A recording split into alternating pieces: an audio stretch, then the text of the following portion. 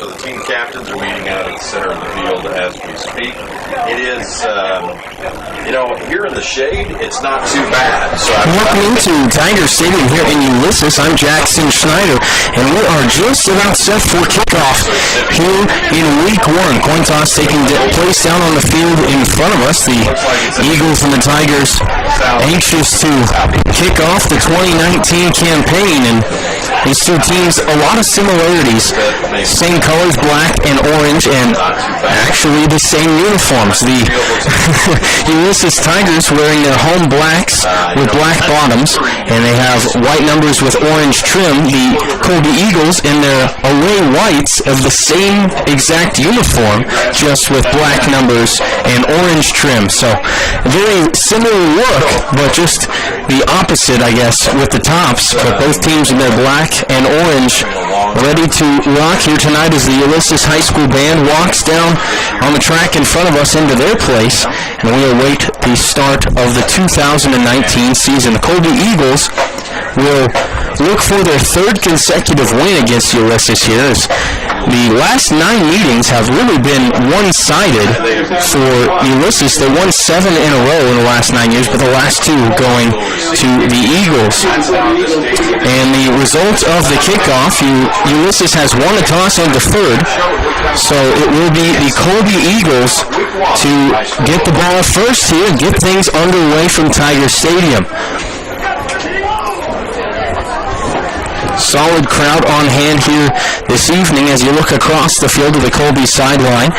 It's a little sparse, but filling in a good group of traveling Eagles, making about 2.5-hour trek south here to Ulysses.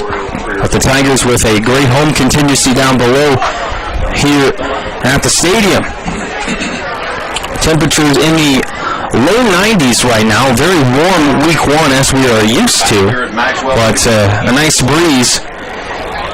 Around 10 to 12 miles an hour it should be throughout the game, so it should cool off pretty well as we move throughout the night, especially once that sun starts to go down.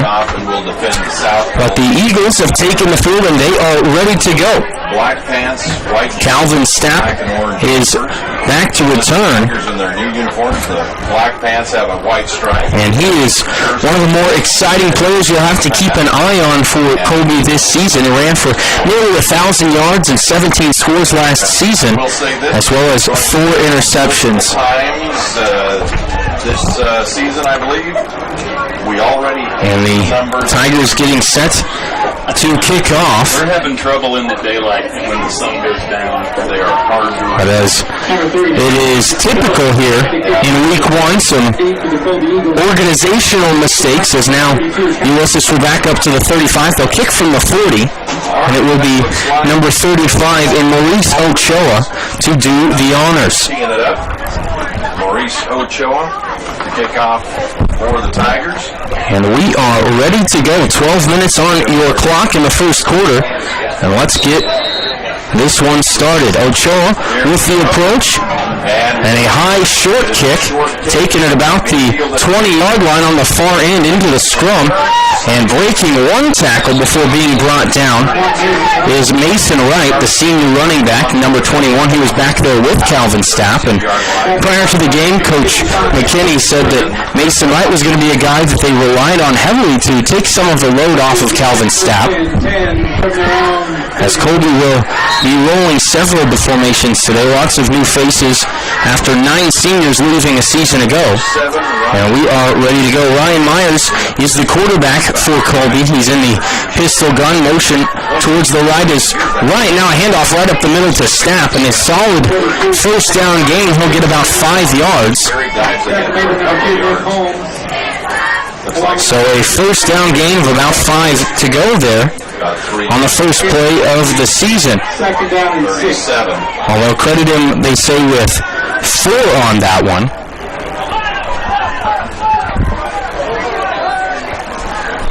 This time with 2 slot backs, and Stapp goes in motion to the left, sets. Stapp motion, now the snap and the shotgun throw from Myers towards the left side, and I believe he was looking for Mason Wright. There was errant, so now it'll be 3rd down. Quick out pattern there. So 3rd down and 6 to go. It's going to bring up a third down for the Colby Eagles as they look to the sideline And and 11:19 to go here. they're flapping their arms, sending in signals. I don't know which one they're looking at. But Here's the snap. Pitch to the right side. This is Mason Wright. He cuts it up. Goes headstrong into one man, met by another defender, and he's going to be about a yard short of the line to gain. So it'll be fourth down and less than a yard. We'll see what Coach McKinney does in the opening drive of the season. Fourth down and one for the Colby Eagles. At the 42 of Colby, 42 yards. and it looks like they're going to stay out there and go for it. For the first. Play clock now down to 20. It appears they're going to go for it here. Why not?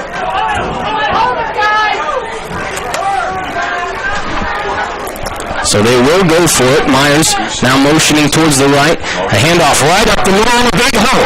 Into the secondary, breaking tackles and inside the 40. And that one is going to be Hagen Bowie. His first carry is a solid one, and Bowie is a big fullback in there that the Eagles will rely on last season. Over 500 yards on the ground. Tiger 39. And poised for more in his junior season. So lining up now on a 1st and 10 is Colby, the 39. Myers will drop back and roll to the left. He's pressured and he slips and falls. So a sack will be credited to what should be the turf, but 58.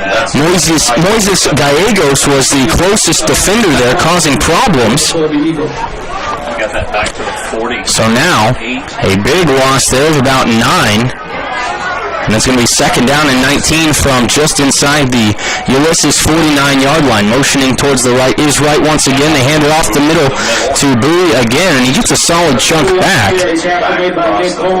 Nick Holmes in on the carry, and it will be a third and about 15 to go here. 9:45 to play in the first quarter. Opening drive of the season, still no score.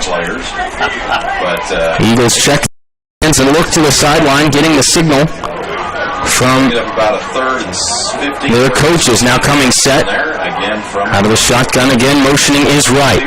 Here's the snap. Myers pump fakes, now lobs one to the right side, and it's too long. Intended for Mason Wright, and that will bring up fourth down and 15 to go with 9:23 to play in this opening period. So now that will bring the punt team onto the field. And looks like they're going to line up the punt. And it should be Zach Castiglione in for the first punt of the season, looking to pin the Tigers back deep. That's going to be Edgar Soto. Edgar Soto back with his heels on his own 12-yard line right in the middle of the field. Here's the snap. From the High punt 45 is a towards the right sideline. Great angle inside the 10, and we'll see where it's marked. down about They will put him right at the 10-yard line. So a solid punt there from Castiglione. And so the first drive of the season, although it amounts in no points, will the season. pin the Ulysses Tigers back deep in their own territory. And now you get to see what your defense can do. First and 10 from their own 10-yard line. So first and 10 for Ulysses. All right. And we will get our first look at their offense as well. Quarter, no score. Tigers. It'll be Jet Moyer, the quarterback. Under center. Under center he starts, and a handoff right up the middle. Nowhere to go on that one. Falling forward for maybe a yard. Yard or two. And we've got an Eagle down. That was Nick Holmes. Now it looks like Jaron Rush slow to get up here. So we'll have a brief timeout for an injured player. One on the play. They'll bring up second down and 9. Some injury timeout. We'll go ahead and keep it right here for the moment. But these are the types of things you hope to avoid early in the season, as we are just at 9 minutes even to play here in the first quarter. One of those shots to the solar plexus where And it looks like he's going to be all right. He's up to his feet, kind of shaking himself off. Messing a bit with the right ankle or knee, walking off under his own power, slight limp, but he looks to be all right. We'll hopefully see him later on in this game. outside linebacker and wide receiver. Looks like he's going to be okay. So, no score. Jaron Rush will head off to the Eagles sideline, the junior outside linebacker. On their first offensive play, second down. So one play in for Ulysses, and now they'll face a second down and 9. Tigers will split one to the left, 2 in the backfield. Moyer under center. Moyer back under center. Here's the snap and another handoff right off the middle. And hands off over the right. And a broken tackle, but still nowhere to go. Maybe a yard on that one. As, again, that would be Edgar Soto on the carry. He's got 2 now. Except 1 more yard. So it now will be third down and about 7.5, maybe 8 yards. So with a long third down here. We'll see if Ulysses will turn to the airways as Moyer hustles back from the sideline to get the call in. Plenty of time on the play clock as Kaysher has switched to the 40-second clock. Now down to 10 as Moyer back under center. Here's the snap. He'll roll out towards his left, throws across his body, and that's going to be picked off. And that's Calvin Stapp, who's going to be brought down around the 20-yard line. But a huge interception and great field position by this senior leader in Calvin Stapp. And he was our leaguer in all 3 phases of the game last season for several of his defensive plays, and he gets another one right off of the bat here. An interception. And again, Colby will start at the Ulysses 20-yard line and into the red zone. So Tigers offense not very productive in their first series. So we'll see what tweaks Colby has made heading into their second drive as Stapp now motions to the left and the handoff to Bowie up the middle. And another big hole. And the big fullback will take it inside of the 15 to the 14, a gain of 6 yards. In their and now if you're the Eagles, number 9, Jesus Rush, you are the Tigers. Smelling blood. Always want to capitalize off of turnovers, specifically in this deep of opponent territory, but a conservative call there. Often you'll see a team take a shot towards the end zone. We'll see what Myers does here out of the shotgun. He fumbles the snap, falls on it, Picks it up, and it looks like Ulysses might have gotten it back, and they do. So a mental mistake there, and the Ulysses Tigers luck out and get the ball right back as Ryan Myers couldn't handle the snap. And so the 2 teams trade turnovers. And Ulysses actually comes out ahead because they'll now start this drive better than they started their last one at their own 13-yard line this time. Still deep in their own end. Moyer rolls out. So Moyer rolls to his left, throws, same play, and that one's batted away by Stapp, who had his eyes big there, looking for his second consecutive interception, and that one, a bold call there by Coach Rick Hughes. It was the same exact play that was just thrown an interception, and it was nearly the same result as Moyer tried to float one out there.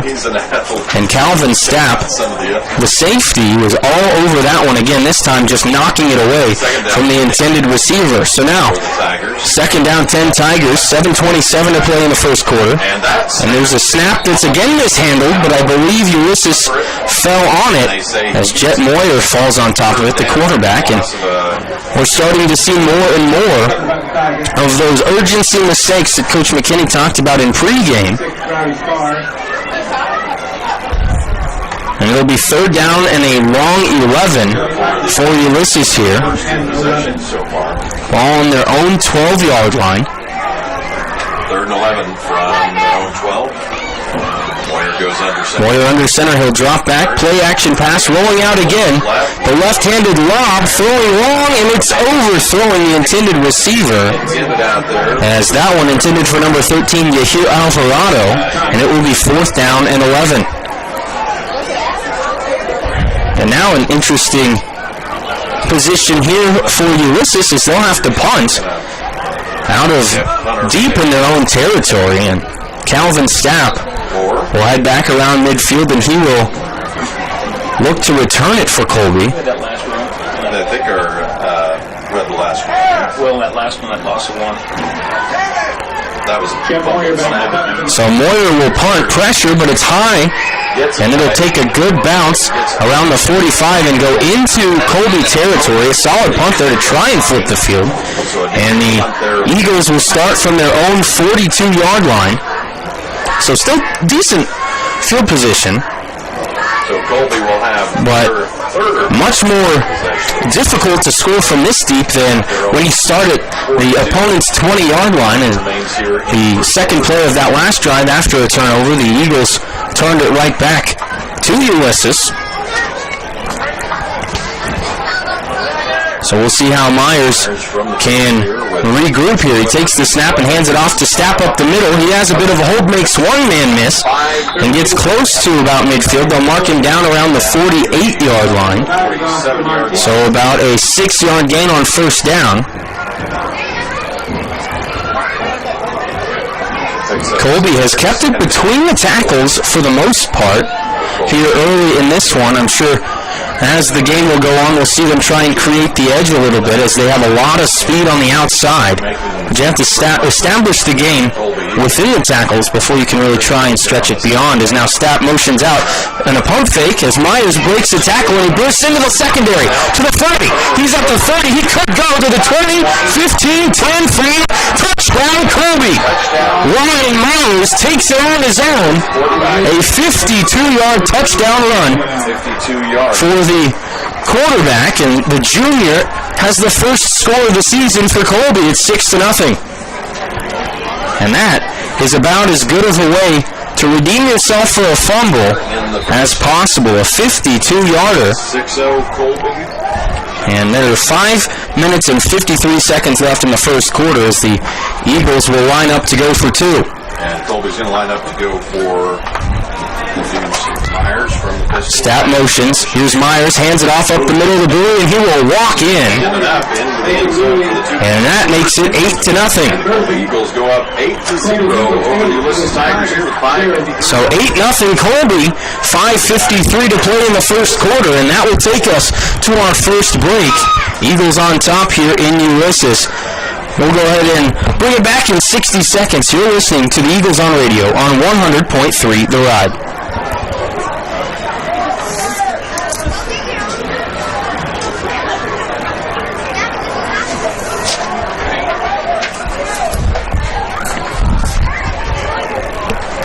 Yep.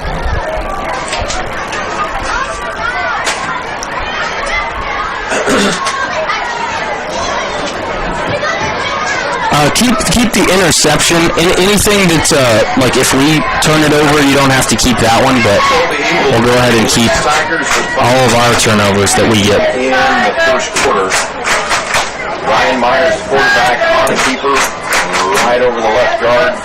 Awesome. Thank you. Appreciate it. 52 yards out. And now Colby will kick off.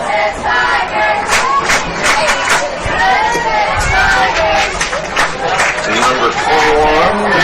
Mason Rock will be tying it up. Eagles. 33, Brennan Baker. Baker, and I didn't see who else is tied there. Can't read those numbers.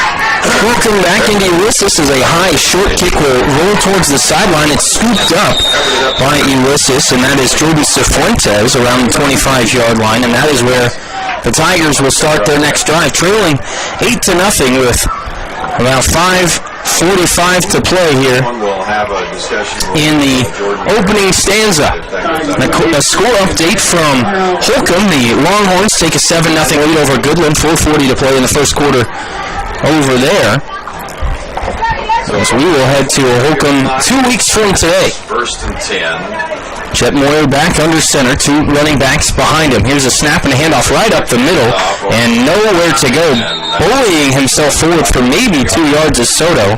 Doesn't get much. But not a whole lot going there. That 2 yards really more of a half a yard and then falling forward. So Soto trying to establish some ground game for Ulysses here.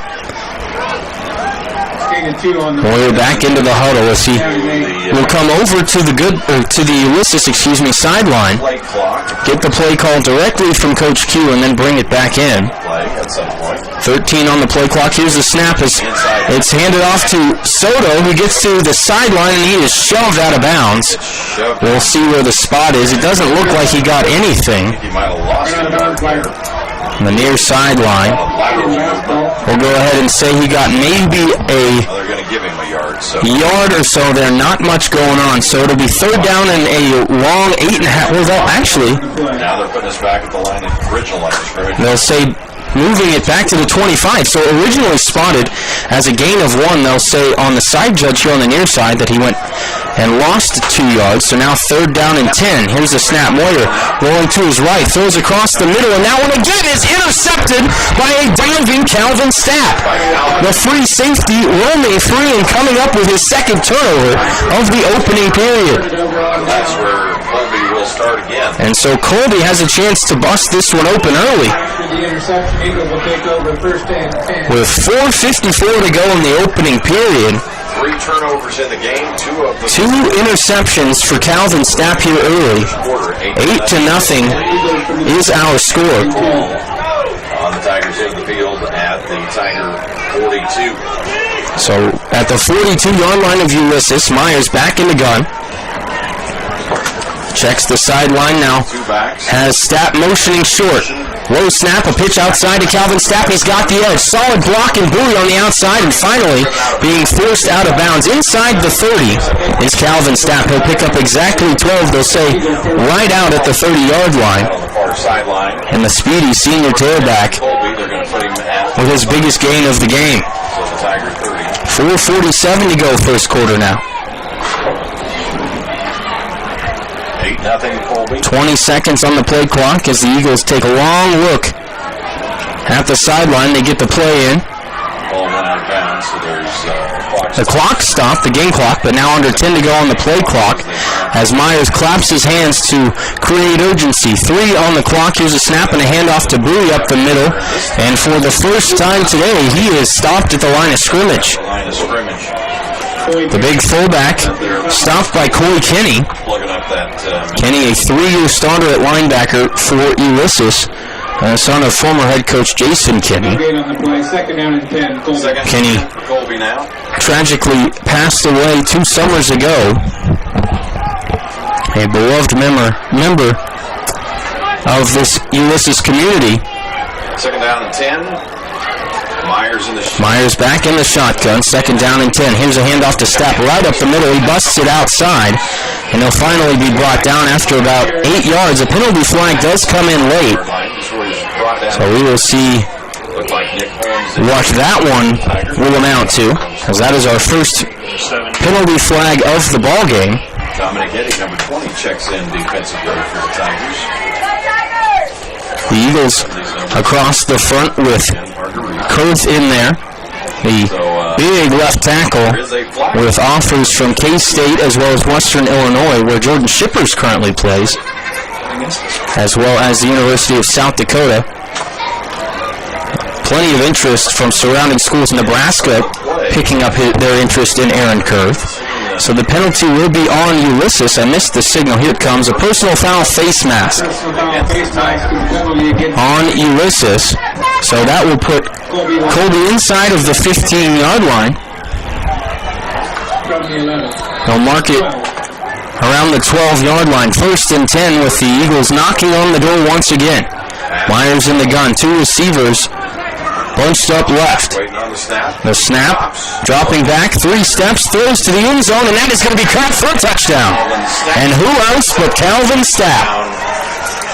A 12-yard touchdown pass from Myers to Stapp, and it's 14-0 Eagles with 3:47 to play here in the first quarter. Here in the first quarter. Colby Eagles twice on the scoreboard, and the Tigers nada. The Eagles with a look to the sideline here as they will again line up to go for 2. Kicking, not a strong suit of this team, at least in the early stages. Trying to decide whether they're going to go for 2 or 1, and it looks like they're going to go. So with 6 on the play clock, they line up. Myers again in the gun. We lined up there. Right in motion, handoff to Bowie, right back up the middle, and did he get in? Yes, 16-0 Colby with 3:47 to play in period one. A big-time turn of events as the Eagles have taken a 16-0 lead in the last 2 minutes and 6 seconds of gameplay. We'll go ahead and keep it right here for now, but a solid response from the Eagles. They started out a little bit shaky on offense, but then pinned back Ulysses deep. Ulysses then threw an interception, and Colby fumbled it right back 2 plays later. From that, another punt and a touchdown, and then another turnover for Ulysses. So 2 interceptions from Jet Moyer, both by Calvin Stapp here in the opening period. And the Eagles have spaced themselves out. Again, it is 16-0 here in Ulysses. Again, 3:47 to play as the Eagles will line up for the kickoff. It's Hagen Bowie that does those kicking honors. Colby Eagles up 16-0 over the Ulysses Tigers, still in the first quarter of play. 3:7 remaining in the quarter. Ulysses lining up to my right as we view it. Yes. Excuse me, Mason Wright actually doing the kicking duties. My depth chart has lied to me, but Mason Wright lining up to kick off for Colby from the 40-yard line from left to right on your radio dial.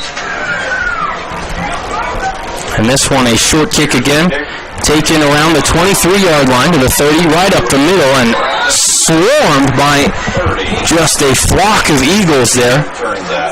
As I believe on the return that time was again Jordan Cifuentes. Short return there.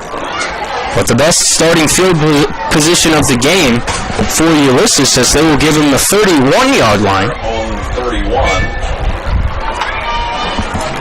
3:44 to go here, first quarter. And the Tigers line up. Here's a snap and a handoff to the right side. This is Soto. He's got the edge, but he is hit hard by Calvin Stapp. The safety coming up to make yet another play. And they'll give him maybe a yard and a half on that one. As a new quarterback in for Ulysses, Ben Scott, a 5'10", 155 sophomore, comes in to replace Jet Moyer, who has struggled early. Scott brings the play in. And this, a very hectic start, so to speak, for Ulysses as they try to put out the fire, trailing by 2 possessions early. Here's the snap. Play action, fake throw to the right side. That one is going to be caught for about a yard gain off to the right side as Yahir Alvarado makes the grab from Ben Scott, who completes his first pass of the ball game. So I guess actually Soto got 2 on that. Another score update from Holcomb as the Longhorns get on the board again, 14-0 with just under a minute to go in the first quarter. Third down snap. He'll roll to the left, throwing across the body high, and just over the head of guess who but Calvin Stapp, who had a step behind the intended receiver in Roman Garcia, and it will be 4th down and about 7 for Ulysses. 2:25 to play, first quarter. It's been all Eagles here early, and they will get the ball back as Stapp back to return once again. And it looks like we're going to punt this one away. Jet Moyer drops back. Jet Moyer back to punt. He'll stand on his own 20. Standing at his 20-yard line. Good snap and a high punt. This one twirling in the wind. And it will be fielded by Mason Wright, but it slipped through his hands, and right between his legs, he falls right on it and sits on it as if he's hatching an egg. And that is where Colby will start this next drive at their own 33-yard line. Scott City and Hugoton tied at nothing after the first quarter as we look around the GWAC.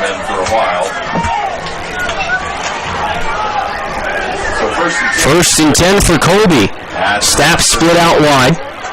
On the near side, here's a snap and a handoff, and nothing doing for Bowie as he is met in the backfield. I think he lost about a yard on that one. And that was the first real negative play for Colby in this ball game, with the exception of the turf monster sack of Ryan Myers, yardage-wise. Boy, is clobbered. It's going to be a loss of a half. Now this time on the near side will be Connor Griffin, motioning now, and a pitch to right on the outside. Nowhere to go, and he's going to be brought down again for about a loss of a yard. The Ulysses defense coming alive here on consecutive plays, forcing a 3rd and long. About 12 yards to go. They need the Colby 44-yard line for a fresh set of downs. 3rd down, that's a loss of a yard there. We're going to call it 3rd. But the Tigers defense looks to force 11, sorry. a 3-and-out here. I'm going to guess. Bit of a spread formation here. 2 receivers to either side. Bowie on the right hip of Ryan Myers. He takes the snap, play action fake, dropping back. It's a screen pass to the left side, but Bowie is taken down immediately. They'll lose a couple more. They dialed up the screen, but sitting back home was the second level of defenders for Ulysses, and it's going to be about 4th down and 15 to go. Bring up about a 4th and 14 for Colby. So a solid response there from the Tigers. Down under a minute now. Under a minute to play here in the first quarter, 36 seconds to be exact, as we await the 11th member of the punt team to make his way out on the field there. Coming in to block for the punt. And here is a end-over-ender punt that's going to bounce at the 40, and it will roll inside the 35 to the 34, and that is where Ulysses will start their next drive. 18.9 seconds exactly to go in period number 1. Again, it is 16-0 Colby. Calvin Stapp has been the player of record so far to make pretty much every play, it seems, as Ryan Myers with a 52-yard touchdown run, but outside of that, 2 interceptions from Stapp and a 12-yard reception from Myers to Stapp, so the tandem working very well together here early has Ben Scott back under center. And a handoff to the right side, getting towards that edge, and cutting up and into the secondary. And he's going to run over the right, 30 to the 20, creeping up from behind his Stapp, and he gets him. My goodness, that kid has some afterburners. That one was a surefire touchdown. But number 33 in Brennan Vager had a home free ticket to the end zone, and Calvin Stapp, with the hustle play of the ball game, brings him down around the 10-yard line. My goodness. Wow. First and goal. I thought for sure that was a touchdown. A huge run there for Ulysses with 7 seconds to play in the quarter. Scott takes the snap, and they hand it off up the middle. Fighting for about 3 yards, and that was Nick Holmes on the carry, and that'll take us to the end of the first quarter. So scoreboard-wise, it's all Eagles 16-0, but momentum-wise, Ulysses looking to grab some of their own here after a huge run. They've got 2nd and goal when we return. We'll go ahead and take a break. You're listening to the Eagles on radio on 100.3 The Ride.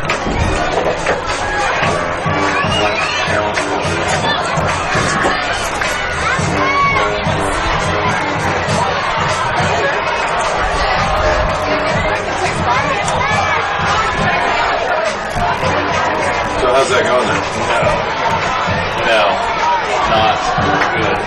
But I got a lot of notes that don't ask for stats, but I'm working on it. I'm only, I think, 2 series behind. But I have got the passing reception, which they go to the flag down here.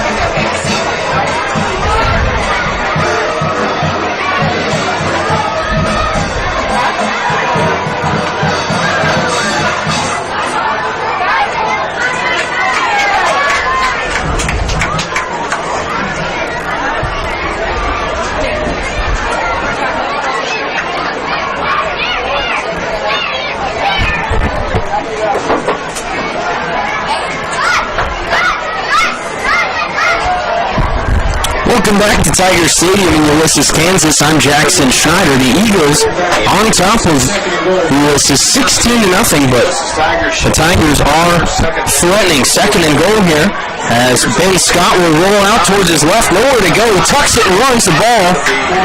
Almost popped out, but he falls on it himself, so that'll force a third and goal. About no gain on that one.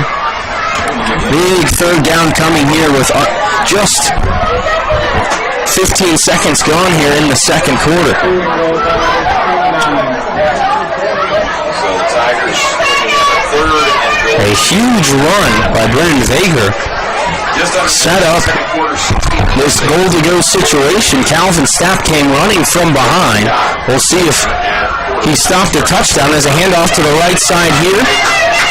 Vager again, this time to about the 7, maybe the 6.5, and that's going to force a fourth and goal.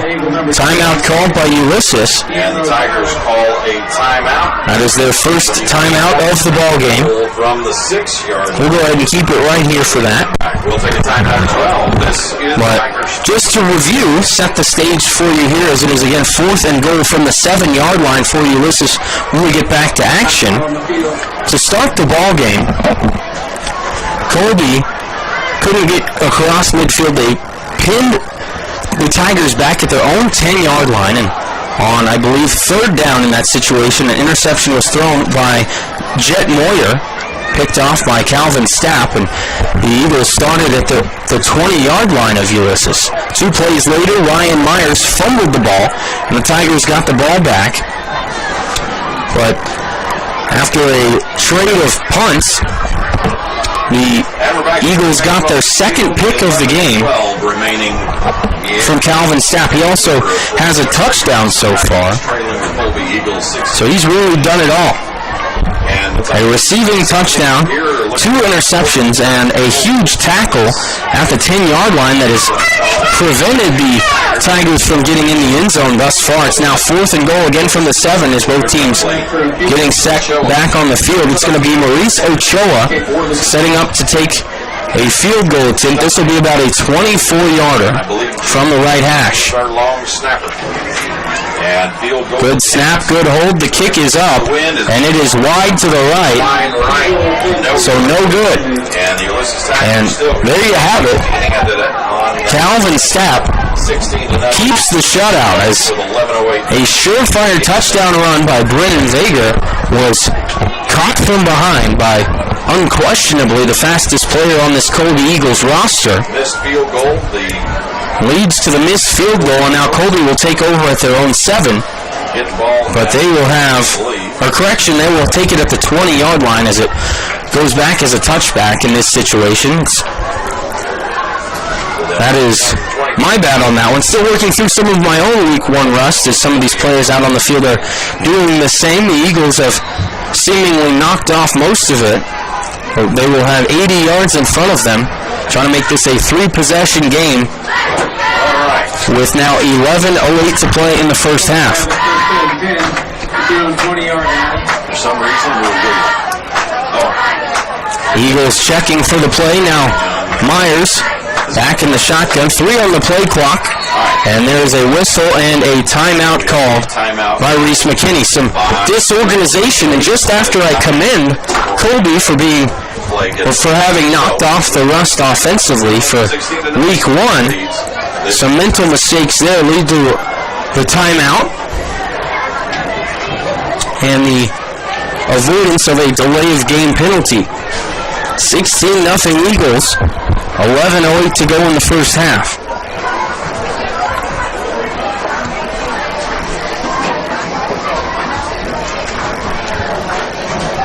Beautiful night for week 1. It was a little hot earlier. The sun's starting to go down behind us and stretching the shadows of the press box across the field, bringing the temperature down, and a slight breeze again cooling things off as well. But an otherwise beautiful night for football. Who is thoroughly enjoying his new iPad stat software. Ryan Myers back in the gun as the Eagles get set offensively. Louis to the right hip. And now Mason Wright motions to the right side, and a fumble again, but Myers picks it up and scrambles for what he can get, which is maybe about a half a yard, and you continue to see some of those urgency mistakes. But that was one that They'll get about just looked away from. just shy of a yard after it's all said and done. 2nd down and 9. Nearly a disastrous turn of events for Colby as they try and distance themselves again here. Same looking play as a handoff to Bowie up the middle. Gets to the second level and is brought down after a gain of about 6, maybe 7. So it'll be 3rd down and about 3 yards to go here. We're at 3rd and 36 on that carry. 3rd down and 3, Eagles. Eagles checking for the call here. Checking their wristbands and now setting it up. A team that never really huddles at all is Colby. They line up and then check the play call. And this one blown up in the backfield. An absolutely stellar play there. Aaron Fierro. Fierro, 5'8", junior, forces a 4th down. It'll be a loss of about 4, maybe 5 on that one, but the Eagles will have to punt. So with the exception of 2 touchdowns, since then, Ulysses has been right in this one, and they were turned away on their last drive. We'll see if they can punch it in on this drive. I think they're looking to draw somebody out there. They get the snap. Here's a snap and an end over and punt to the right side. Just across midfield, it will roll and fall dead around the 42-yard line of Ulysses. So a solid punt to flip the field again. But the Eagles come up empty on that drive. The last couple of drives really offensively have been commanded by the Tigers, who have blown up the line of scrimmage. And that was a point of emphasis when we talked to Rick Q in pregame. They were going to have to be way more physical than Colby on that front line as they are undersized. Tigers unable to get into pay dirt. Here's the snap as Jet Moyer back in at quarterback.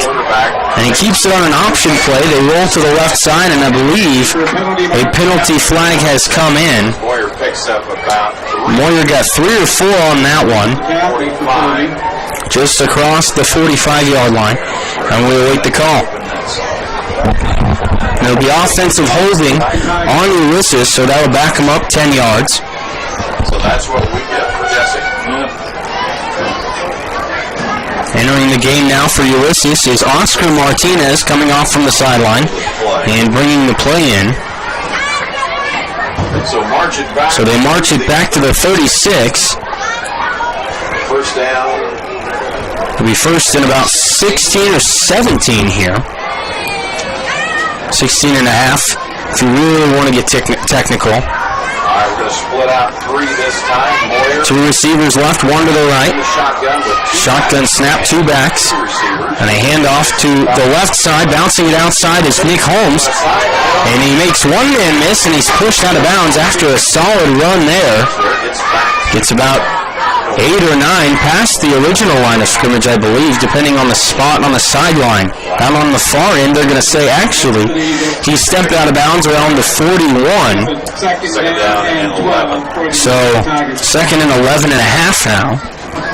As I credited Holmes with a bit of a better carry than what he'll be given in the stat book, is they'll say he stepped out of bounds. Now, the Tigers go trips to the near side, 1 split out to the left. Moyer takes the snap. Quick throw to the left side. They set up a screen. Bouncing around in the backfield and finally being ripped out of bounds. Jesus Rodriguez in on the reception that time, his first of the ball game. And he'll lose about 2 yards, and that'll make it 3rd down and about 14 to go. So we're going to bring up 3rd down and about 13, 14 yards. 3rd down and Good idea, but Colby had it smothered and covered. Yes, just like at the Waffle House. So 3rd down and long here. And Moyer will go under center here, and they're going to go for it. Now he's rolling out deep. chucking it deep down the middle, and that one, is it intercepted? No, but Calvin Stapp had it in and out of his hands, and just that close to his third pick of the ball game with just 8:06 to go in the second quarter. And Colby taking over in great field position at the 39 of Ulysses. The Eagles leading the Ulysses Tigers. 8:06 left here in the first half.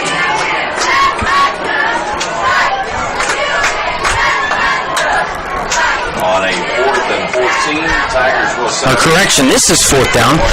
And as I have talked about mental mistakes, I make one of my own, and I forgot to reset the downs after the holding call. Stapp will take the punt here. He's got some room up the middle, across the field to the 40. We've got a flag down at the 40. Finally brought down at the 47. But And I think that one looks like it'll be backing up considerably, as more than likely this one on the Eagles. see what the indication is here from the officials. And here comes the call from the officials Talking it over after they talk to Corey Kinney, the captain. It'll be holding on Colby, and they will accept. So they'll march that one back. So 10 yards back from the 40. It's going to put them first and 10 from their own 30 yards. And it should be 1st and 10 right at the 30-yard line. So still decent starting field position for the Eagles with 7:55 to play here in the second quarter. As now Connor Griffin into the ball game. He will line up as the tight end right. Motion is right. Hand off to Bowie once again up the middle. He's got a convoy, but he is swallowed up after a gain of about 2. Just chopped down after a couple of yards there. So it'll be second down and around 7.5 or 8 to go. Brendan Vega in on the stop as the Eagles slow to get up here.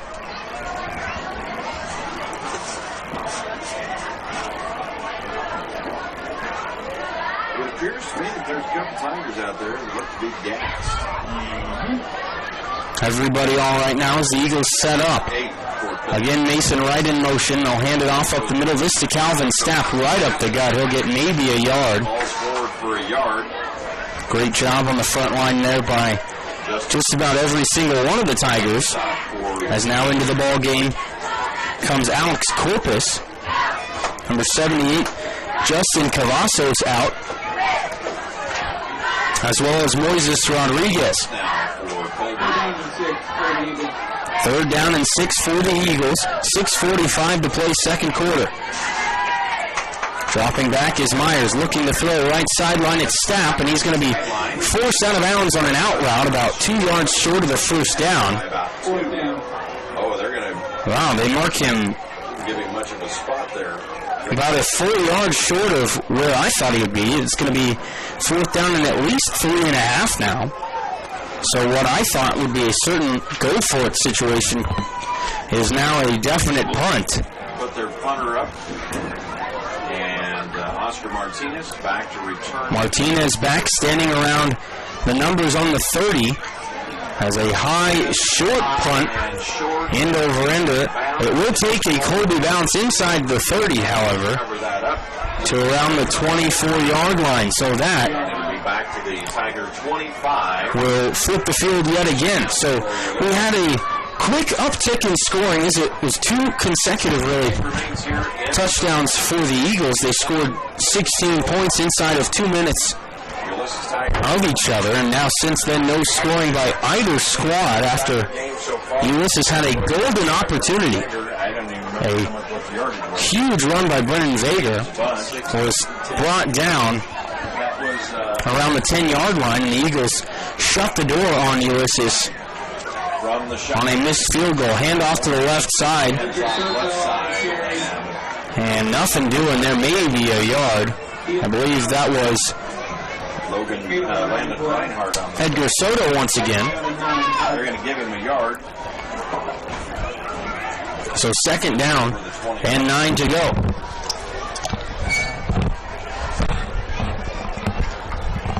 6 minutes even to go now here in the first half. Rodriguez split out. Moyer takes the snap option to the right. Late flip. A holding call incoming as the pitch goes for a decent gain, nearly a first down. Nick Holmes on the carry, but the penalty flag will bring this one back. You could see that one from up here. And so they'll march this one back 10 yards, I believe.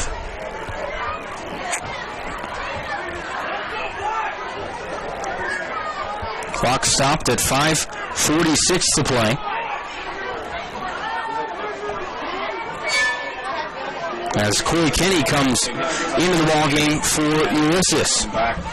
At the 17. Starting to see more bodies for both teams as fatigue setting in here before halftime. Again, temperatures around kickoff were right around 90 degrees. Moyer out of the shotgun, a running back on each hip. Quick throw to the left side, and that one is going to be picked off. A third interception. This one is going to be Connor Griffin down the sideline. A penalty flag comes out as Griffin walks it into the end zone for a touchdown. So Connor Griffin with the pick six. A penalty flag is down at the 30-yard line, so we will hold on for the moment as this one may come back. What number was that for the interception? 24. Connor Griffin, the corner, with the 30-yard pick six for the time being. But they will say he committed pass interference, so you can wipe that clean, and it should be an automatic first down for Ulysses. Colby's ball, right? Yeah, Colby gets it. It was after the interception, but they taking points off the board and back them up.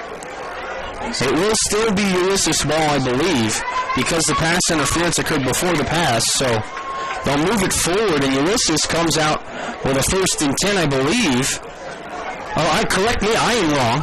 I am wrong here. Illegal block. So illegal block is the call. Excuse me. Thank you to Bob Dale, the Ulysses man, for correcting me there. 5:31. Helping the first-year broadcaster figure things out. So I read that one wrong, but my fault. It will be 1st and 10 Colby at the 39-yard line of Ulysses. We'll take 1-2. This is Tiger Sports.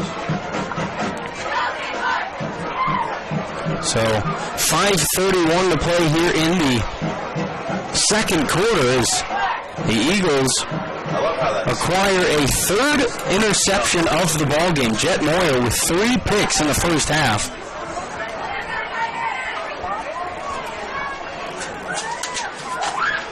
Connor Griffin with his first interception of the season, and the Colby defense stays positive in the turnover differential. One fumble early in the ballgame by Ryan Myers, but since then, pretty crisp as it comes to taking care of the football. 2 touchdowns and 16 points in total since then.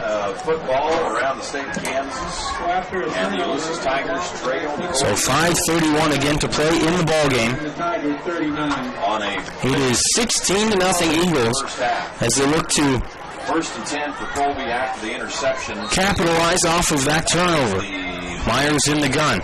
Bowie on his left hip is right in motion. And Myers. And a counter handoff to Bowie. It's snuffed out by Corey Kenny. An outstanding play right at the line of scrimmage. No gain. Rodriguez. And it will be 2nd down and 10. They're going to give him an inch. Colby has won back-to-back games in this matchup. They're Basically is what it amounts to. looking to make it 3 against 16-0. A solid lead here this early in the ballgame, but plenty of ball left, as some would say. Split 2 to the left, 1 to the right, 2 backs in. Running back on each hip now as Myers takes it out of the gun. 2-step drop, dumps it off to Stapp on the right side. Makes one man miss, and he's finally swallowed up around the 32-yard line. Snowed under as he So that one, about 7 or 8 there. 7, maybe 8 yards, or excuse me, Yard line of the Tigers. yeah, 7 or 8 yards. So we'll call it 3rd down and about 2.5. Fumbles his way ahead for a couple of yards. Maybe didn't get as much as I thought. So the Eagles with a very attainable 3rd down coming here. And with the way they've run the ball here specifically Hagen Brewer right up the gut. I wouldn't be surprised if he got a carry here. Here's a snap and a rollout, though, from Myers. Across his body, he throws, and that one is errant. The intended receiver was Thane Wildeman, and so that shows what I know offensively, at least about the Eagles in week one. That's going to force fourth down. Really throw it at anybody, I guess is what I'm saying. Was that more throw to an area and hope he gets to it? I think that was more, I don't want to throw this everywhere because it's covered. Just here. So fourth down as the Eagles get the play call. They will go for it. Fourth down. And two receivers to the near side, one to the top. yard line, Stapp motioning out towards that right. Now a keeper for Myers right up the gut. Makes one man miss and now finally swallowed inside the 20. He's a bit slow to get up. at about the 17. They'll mark him at the 17-yard line, but a huge fourth down conversion as he comes up favoring his left ankle there. Shaking it off a bit here. 4 minutes to play in the second quarter. Colby looking to extend this lead. In the red zone. Back in the red zone again. Stapp on the right side. 16-0 Colby lead. Back now behind in Myers. Now motion to right. Hand off to Stapp across the field to the near side.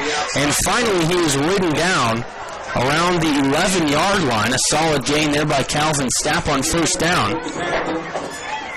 Gain of about 5, maybe 6, depending on the stop, or the spot, excuse me, when it's all said and done. They will give him the 11-yard line. The 11-yard line of the Tigers. So second down and about 5 to go.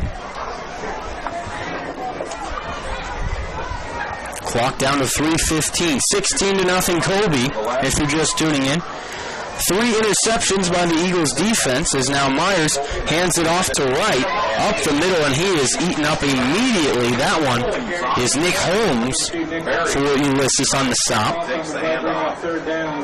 And that will force third down and about 7 after a loss on that one. A solid play there from Nick Holmes.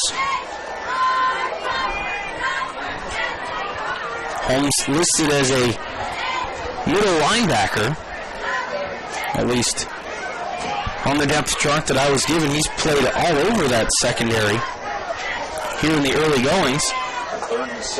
Defensive back right now is right again to the motion. And the pitch to right, and he's hit in the backfield, and a huge loss of about 5 yards is going to make it fourth down and about 12. So a great response by the Ulysses defense after a 6-yard gain by Calvin Stapp on first down to force about 8 yards in total losses on the next 2 plays, forcing this fourth and long. 2 receivers to either side, and Myers And they're going to go for it here. will be forced to likely pass. A quarterback draw here right up the middle. He bounces it to the outside. Good blocking inside the 10. He dives down and he's hit. It's going to be close to a first down. Right at the line. It depends on the spot. I don't think he got it from at least my vantage point, but my goodness, it's close. Great play call there. They're going to measure, I believe. And here come the chains out from the far sideline. Clock stopped at 1:44 before the break. And now actually they're going to keep the chains on the sideline and just say, They're just going to give the ball to. first down Ulysses. I think somebody looked at it and said, yeah. So, first down awarded to the Tigers after a very close run by Ryan Myers, and we do owe you an extra break, but there has not been any scoring here in the second quarter. Minute 42 in the first half here. As Ben Scott hands it off, Vager breaks one tackle, and Vager out to around the 9 with 1:30 now in the second quarter. Gets about 3 on that one. Second down and 7 upcoming. We'll see how Ulysses approaches this drive as they had the entire field really to go and haven't had much luck passing the ball in this ball game. Soto checks in the backfield. Edgar Soto back in, Vager out. 10 on the game or on the play clock. Jesus Rodriguez on the near side. Here's a snap and a reverse handoff and a slip and a fall as Roman Garcia had a ton of green, but as he went to the edge, he lost his footing in the grass, and that'll bring us under a minute to play in the second quarter. And it'll be third down and about 3 yards out to the 14-yard line. Bring up 3rd and 3 for the Ulysses Tigers. So we'll see Down to 30 seconds. what the Tigers do here. If you're Coach McKinney, I probably would have called a timeout after that one, as you have a good chance to get the ball back. They tried to the other side of the field here, and now Roman Garcia breaks one tackle, breaks another, and is finally hit hard as he tried to reverse his field. We got a penalty flag down. Staying on his feet, but we'll see what the flag is. Clock stopped currently at 18.5 seconds. they were at a 3rd and 3 at their own 14. 16-0 Colby. Flag is going to come in about. No scoring here in the second period.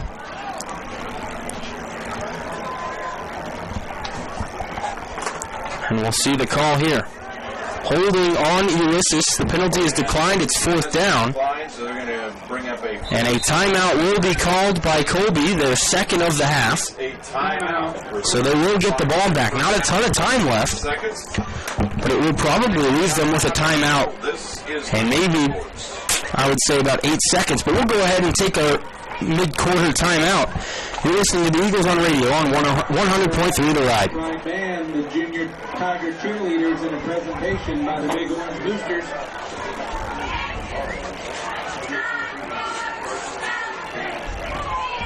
Yep. Oh, it's all good. No worries on that one.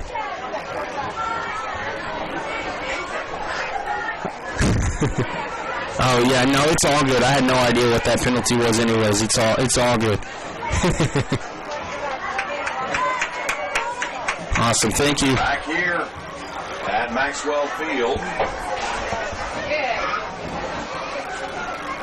16-0. Colby leads. 18 seconds left. Send it back if you can. Tigers going to line up to punt with a 4th and 3 deep in their own end. Moyer gets this one away towards the sideline. It bounces, rolls, and is going to be covered up and down at the Tiger 43.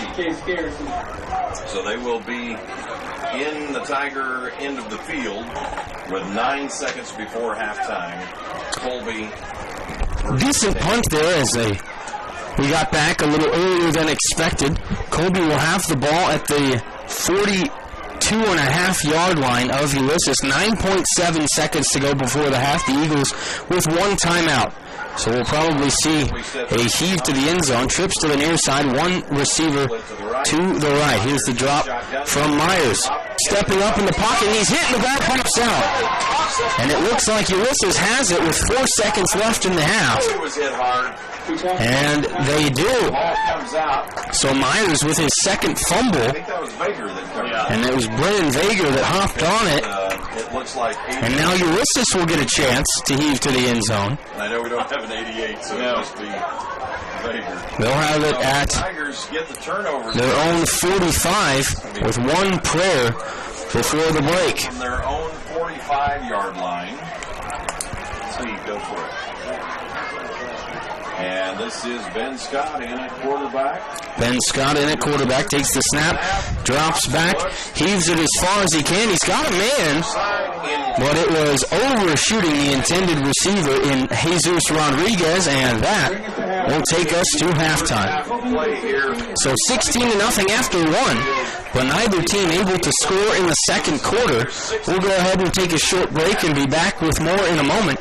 You're listening to the Eagles on Radio on 100.3 The Ride. This is Tiger Sports.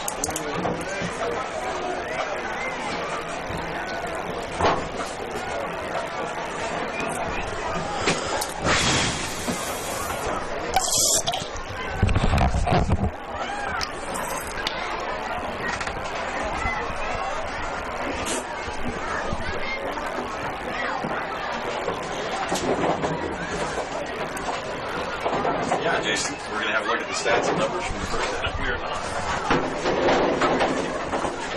Hey, we're on the air. handed to you. Sorry.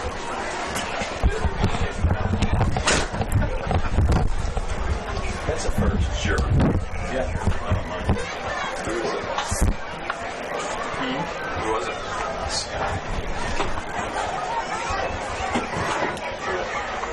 Yeah.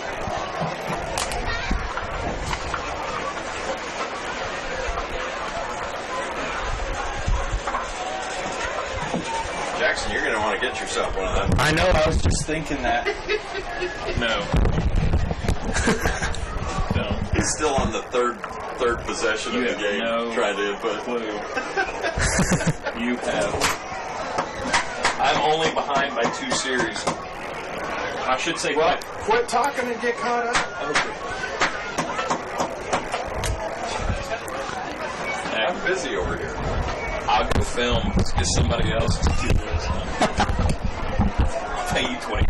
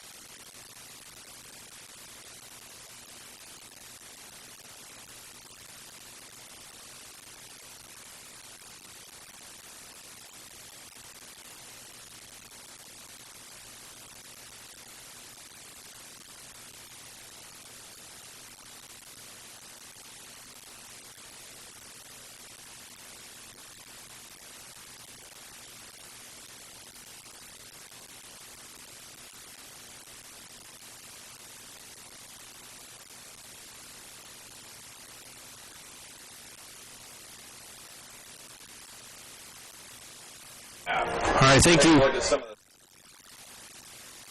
here guys send in. At halftime, Holcomb. All right, thank you. Goodland 35-0.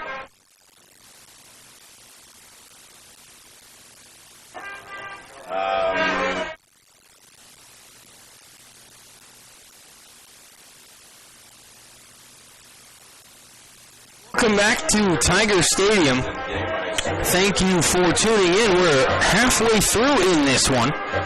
The Eagles on top of Ulysses 16-0 at the break. A solid performance defensively by the Eagles. Some offensive mishaps, but 2 solid plays have created this 16-0 lead. Let's go ahead and recap the first half of action for you. It started off with sort of a field position battle. Neither team able to really muster much, specifically Colby on their first drive. But Ulysses' first drive ended with an interception by Calvin Stapp, the safety, and you can hear it right here. Made it 8-0 Colby. Then just a series later, the Colby.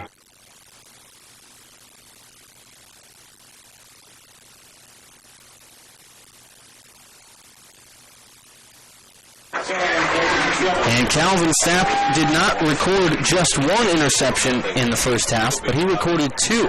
We'll get to that in a moment. 2 plays after that first Calvin Stapp interception, with 8:12 to go in the first quarter, Ryan Myers fumbled the snap, and Ulysses got the ball right back, so they weren't penalized on the scoreboard for their first mistake, but they would not be able to muster up any offense past that on that drive, and they punted the ball, where about 2 plays later, Ryan Myers made up for his fumble with a 52-yard touchdown run right here.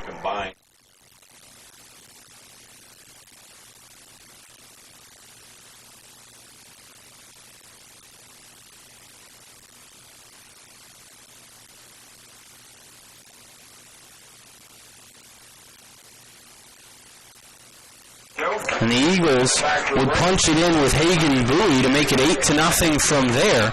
And on the very next possession, Jet Moyer, who had a very rough first half, was picked off yet again by Calvin Stapp, this time just a minute after that touchdown.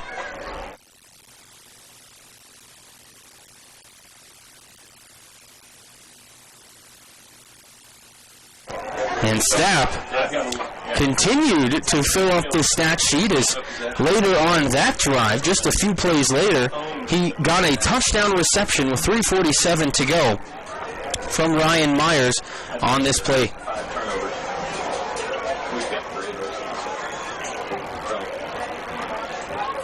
And the Eagles would punch it again in with Hagen Bowie and make it 16-0. And with 16 points inside of about 2 minutes of game action, it really seemed like the Eagles were going to run away with this one. But Ulysses battened down the hatches and answered with their own drive.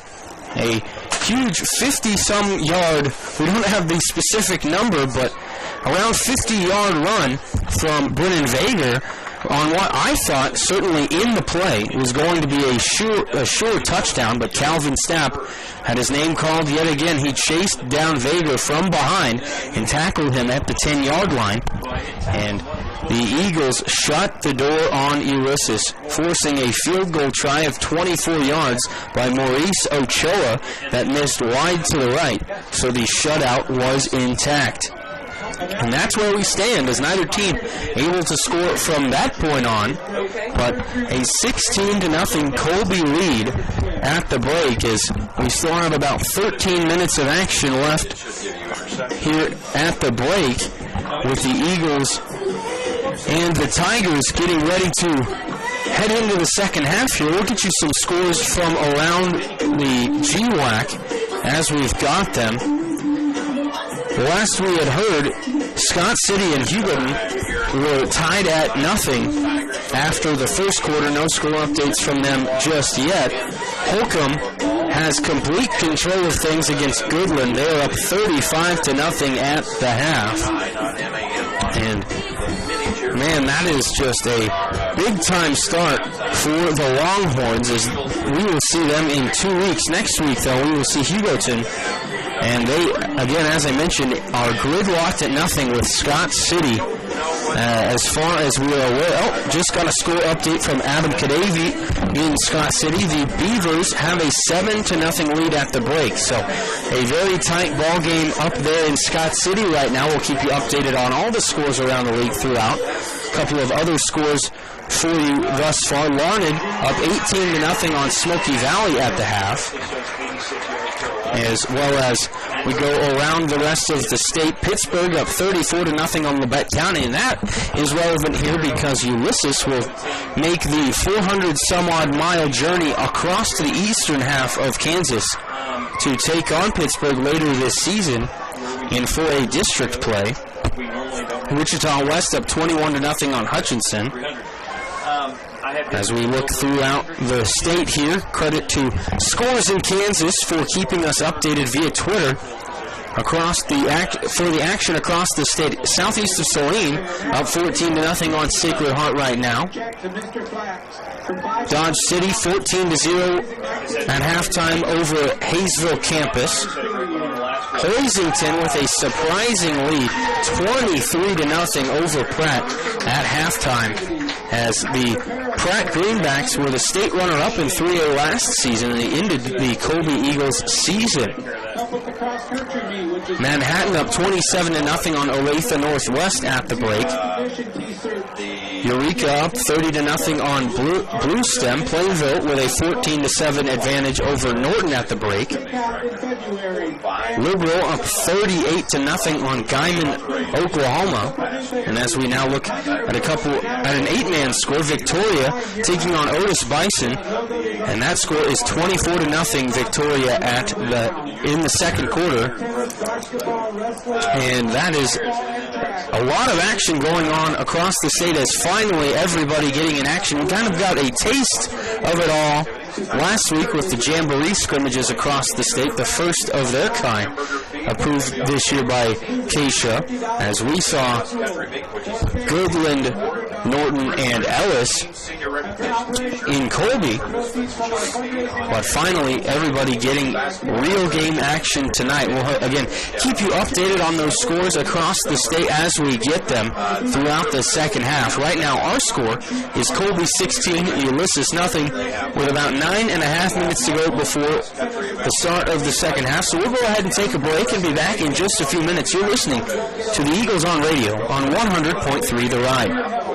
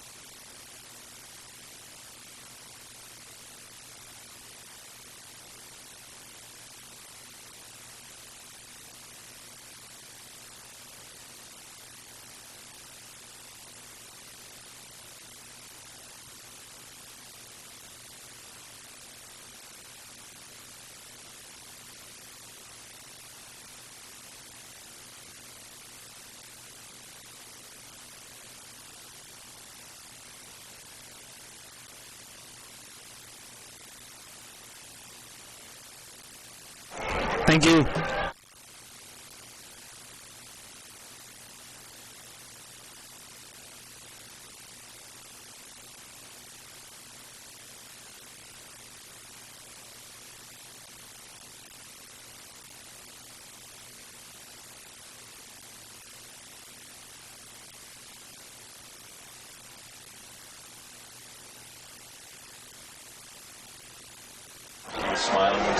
Welcome back into Tiger Stadium in Ulysses as the lights have come on, the sun has gone down, and we are ready for half number 2 in a few minutes as the Ulysses Tigers have made their way back to the field of play as they attempt to attack this 16-0 deficit that they face after Colby scored 16 points in about 2 minutes in the first quarter, but have since been held scoreless by these Tigers. And the Colby defense has done an outstanding job thus far as they have pitched a shutout so far and shut down the Tigers in a goal-to-go situation, forcing a missed field goal. They've also picked off Jet Moyer 3 times. Moyer, the starting quarterback and the senior, threw 2 picks to Calvin Stapp in the first quarter, and then 1 to Connor Griffin, the senior cornerback, late in the second quarter, but the Eagles were unable to score on that drive as they were stopped inches away from a first down inside the 10 on that drive. Just inches. That one, we thought they were going to measure it, but the official referee, just made the call and said that it was short, and that was the end of that. Ulysses took over at their own 7-yard line, and that was the last real scoring threat that we had in the first half. But Coach Reese McKinney and company in the halftime locker room right now making adjustments, attempting to continue to wear down this Ulysses defense and get back into the end zone and put this one on ice. As early on, it seemed like the Eagles were going to run away with this one, but they have really kind of taken their foot off the gas from that scoring pace. But again, credit to the Ulysses defense. And while we have a moment here, I will pull up some scores from around the country. We've got a couple of college football games taking place right now. Boise State, fresh off of a win last week against Florida State. They're taking on Marshall. That one scoreless with 6:54 to go in the first quarter. As well as Virginia laying the wood on William and Mary 35-3 with 3 minutes to go in the second quarter in that one. Wake Forest up 21-14 on the road at Rice right now. 11 minutes to go in the second quarter in that one. Other scores taking place tomorrow. K-State with an 11 a.m. kickoff at home. They'll take on Bowling Green. Both those teams are 1-0 on the season. Kansas, fresh off of their first win of the Les Miles era, they will take on Coastal Carolina, who is 0-1. That game slated for a 6 p.m. kickoff. Other scores around the Big 12 tomorrow, as Missouri will take on West Virginia, a former member of the Big 12 Conference, hosting one of the newest members of the conference in non-conference play. That one will kick off at 11 a.m. Baylor will host UTSA at 3 o'clock. Oklahoma State will look for their second win of the season at 6 o'clock when they host McNeese State out of Louisiana. Oklahoma, the number 4 ranked team in the country, they will take their 1-0 record and face off against the University of South Dakota, a team that has offered Aaron Kurth, the left tackle for the Eagles, a scholarship to play football there next season at the culmination of his senior year here in Colby. And the big-time game tomorrow night, 6:30 kickoff for that one, is number 6 LSU at number 9 Texas. College game day will take place in Austin for that one, so a big-time ball game for Tom Herman as he attempts to revive the Texas football program against Ed Orgeron and LSU. But as we turn our attention back here to Tiger Stadium, as the Colby Eagles run back out onto the field from the locker room, we have just about 2 minutes left on the clock before halftime. So we will go ahead and look forward to the second 24 minutes here. And what I want to focus on now are the keys to victory here for the Eagles. And if you were listening to the pregame show just before kickoff, we talked about our keys to the game for the Eagles in that one, and it was to eliminate mental mistakes. That was the big one that we talked about with Coach McKinney. And we've seen several of those on both ends. But if you evaluated the first half of action, the Eagles probably had a lot fewer of those mental mistakes than Ulysses did.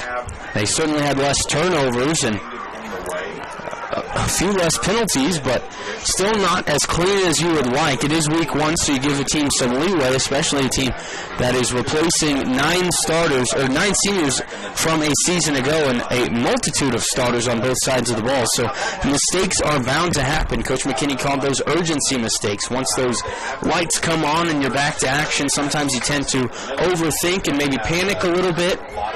And that's exactly what I would say took place for both teams in the first half of action. But the Eagles taking the fullest advantage of all of the turnovers for the most part by Ulysses. Again, 3 turnovers, all 3 interceptions by Jet Moyer by Ulysses, and for Colby, 2 turnovers, both of them fumbles by Ryan Myers. But the Eagles, again, 16-0 on top with now 40 seconds left on the clock before we begin the second half of action. The Eagles got the ball first as Ulysses won the toss and deferred to the second half, so Ulysses will have the ball to start the third quarter.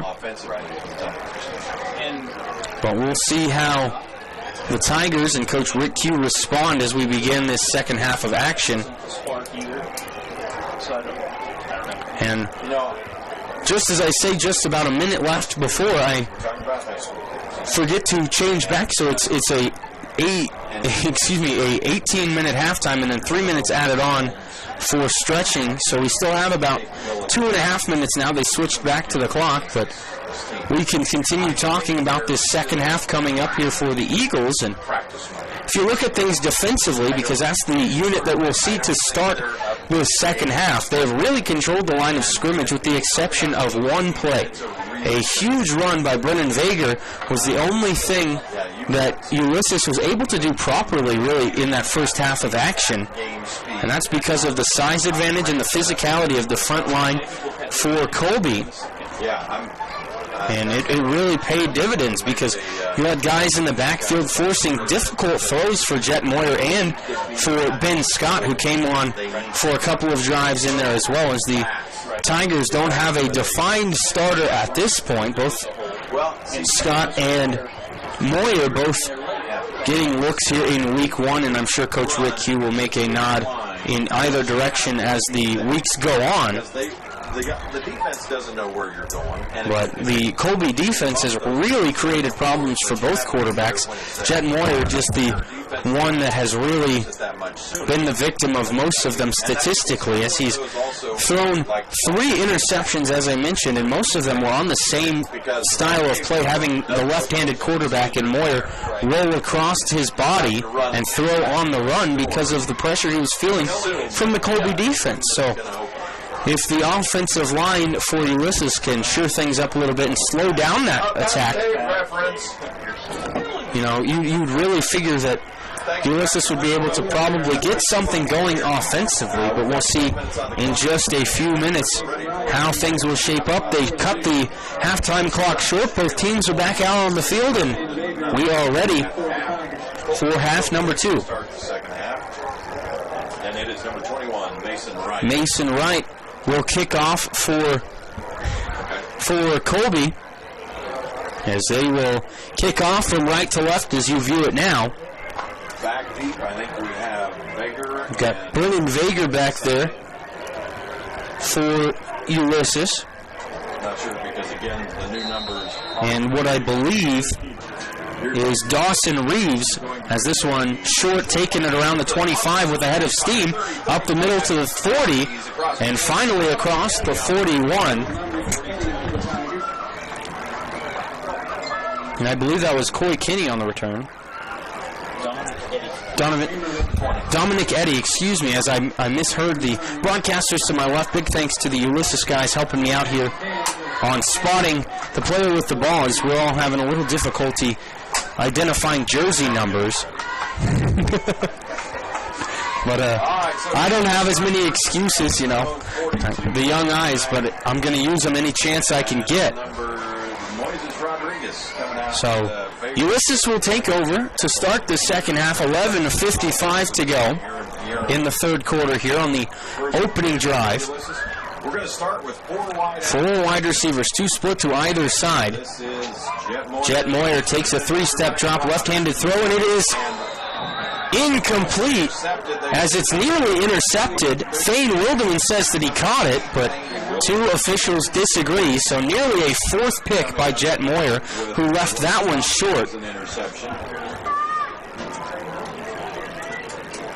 Second down and other scores across the state coming in from halftime, as Rossville leads Centralia 21-0. Humboldt up 26-14 on Neodesha. As now 2nd and 10. Moyer in the shotgun with 2 running backs in the backfield. A quarterback keeper. Moyer makes one man miss, and he'll get about 2 yards as a swarm of Eagles closed in on him there.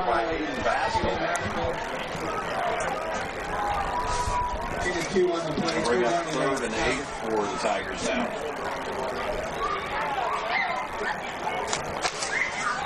So the Eagles forcing a 3rd down and about 7.5, maybe 8. Down to 16 on the 40 seconds into the 3rd quarter here. all high school football in the state of Kansas this year. Back up the line with 2 wideouts. Moyer back in the gun, has 1 running back in right behind him. as well as Soto. He hands it off to Soto, heading towards the left side, and nothing doing on that one. By the monster on the defensive line. A big-time stop there for the Eagles, forcing 3 and out. Aaron Kurth in on that one. First real time we've seen his name called defensively, as he has slowed up the pile a ton, but hasn't really been credited with a ton of tackles at this point. But now it forces a 4th down and 8 for Ulysses. Too deep for the Colby Eagles. And now timeout as they're missing something. Coy Kinney coming on late with now 2 seconds to snap. A late snap, but it's off in time. And now a high, good punt here from Jet Moyer as it's fielded by Stapp, and he's got a ton of green. To the near side, he's at the 50. One man to beat to the 40, and he's finally brought down by Jet Moyer, the punter, inside the 35. We do have a penalty flag down back on the 45-yard line of Colby, but Jet Moyer saves a touchdown there. And it looks like this one will back it up. Another flag. So they march back. An excellent return by Calvin Stapp.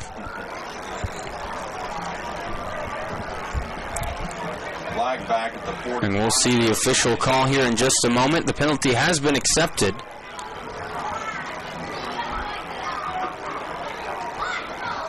We're still talking a few things over. And they will put it back. A holding call.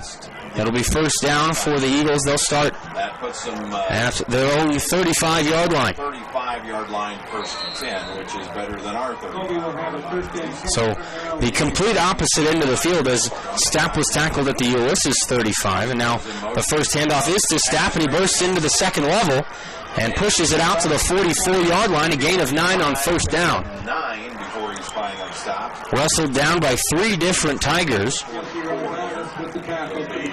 They'll credit Jesse Rosales with the tackle, but he needed a little bit of help on that one. It'll be second down and less than a yard. That is Thane Wilderman will be the receiver to our near side. Angle of pursuit plus it's kind of fast. Hagen Bowie is the slot to the right. Myers takes the snap. They hand it off to Wright on the right side. He gets to the outside, picks up the first down, but just by a hair, as he gets about a yard and a half there and moves the chains. Oscar Martinez in there, I think. Oscar Martinez pulls him down. Martinez, that left side corner for Ulysses. 5'9" junior in on the tackle there. It'll be 1st and 10 now from the 46-yard line. 9:13 and counting to go in quarter number 3. Eagles still up 16-0. Here's the snap. Right up the middle. And Bowie is blown up in the backfield. That one, every single one of the Tigers' defense, it seemed, was in the backfield there when the ball was snapped. And just a great defensive play there as they blew off the ball. And that's going to be about a 3 or 4 yard loss. Second down, and they'll say 13 officially. 8:35 now to go here in quarter number 3. Stapp in motion. They pitch to the near side here. He makes one man miss, turns upfield, lowers the shoulder. He's brought down at the 45, back. And it'll be around 3rd and 11. Soto and Rosales in on the stop there for Ulysses. So 3rd down and a long 11 here. And we'll see what Coach McKinney dials up here on 3rd down.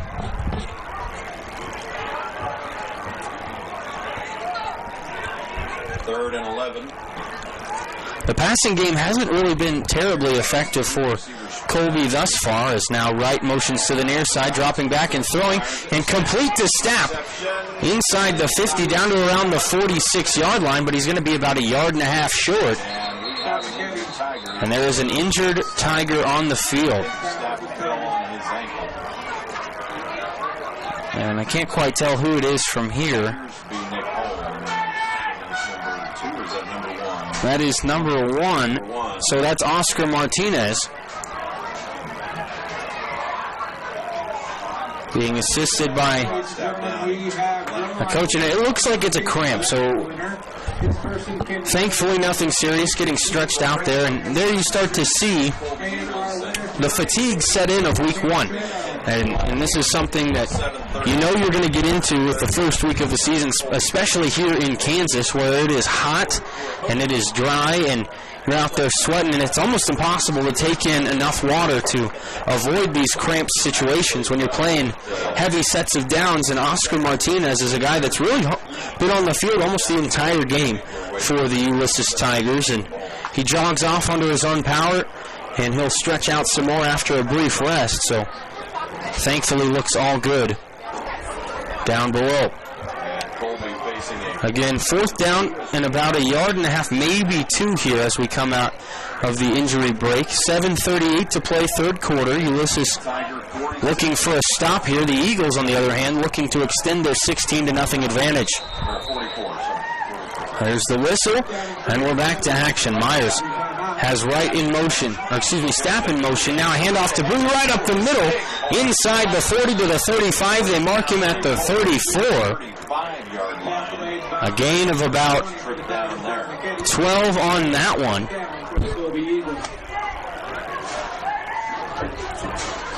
So Colby moves the chains.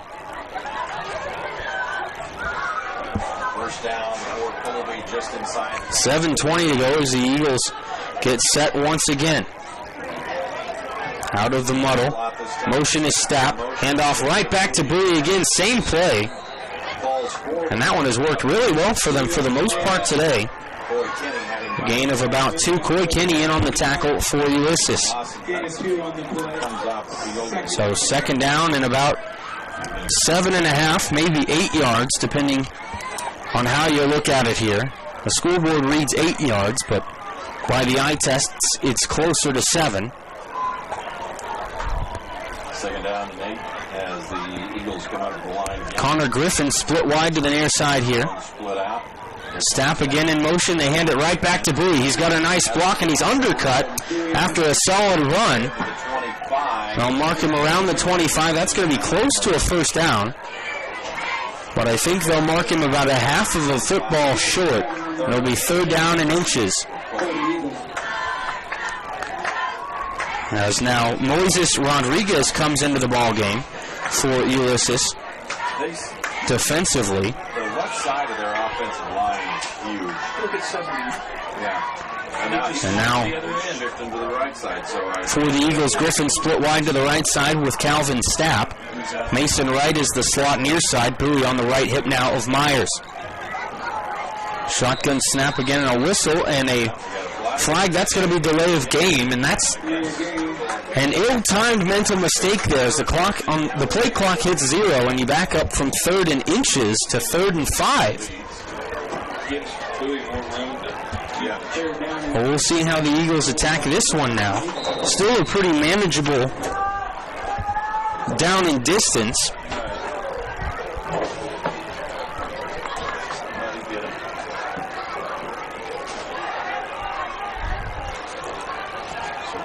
Same setup.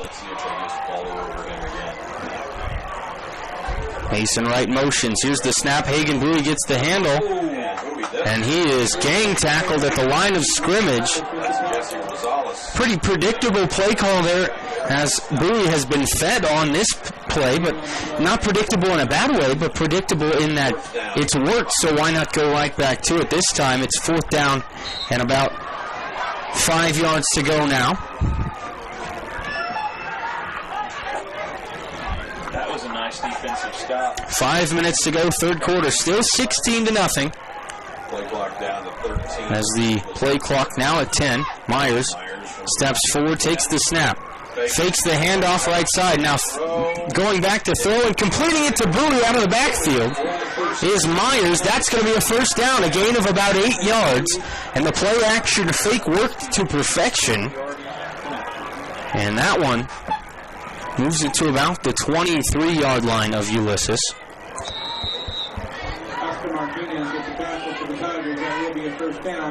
So now Colby with a chance here. Moving deeper and deeper into Ulysses territory. Play clock at 10. Inside the Tiger 25. Right in motion again. Here's this handoff to Stapp, who cuts it up the middle into the secondary, and he is in for the score. Calvin Stapp from 23 yards out. And the Colby Eagles are back on the board. We have a whistle and a couple of players down, but the touchdown will stand the same. 22-0 our score now. And there is an Eagle down as well as a Ulysses Tiger, I believe. But now one player up. Colby Eagles. And the player being tended to on the field, I believe that is the Ulysses Tiger. I'm unable to see his number at this point. But he's being helped to his feet. He looks all right. Maybe just got the wind knocked out of him. Oh, hobbling off now, actually assisted by the athletic trainer. I don't want to speculate any injuries here, but that one is Jesse Rosales, the junior outside linebacker. Hopefully he will be all right, as he will get tended to on the near sideline. But now we will be ready to get to the point after here. So far tonight, Colby is 2 for 2 on 2-point conversions. We'll see how they attack this one.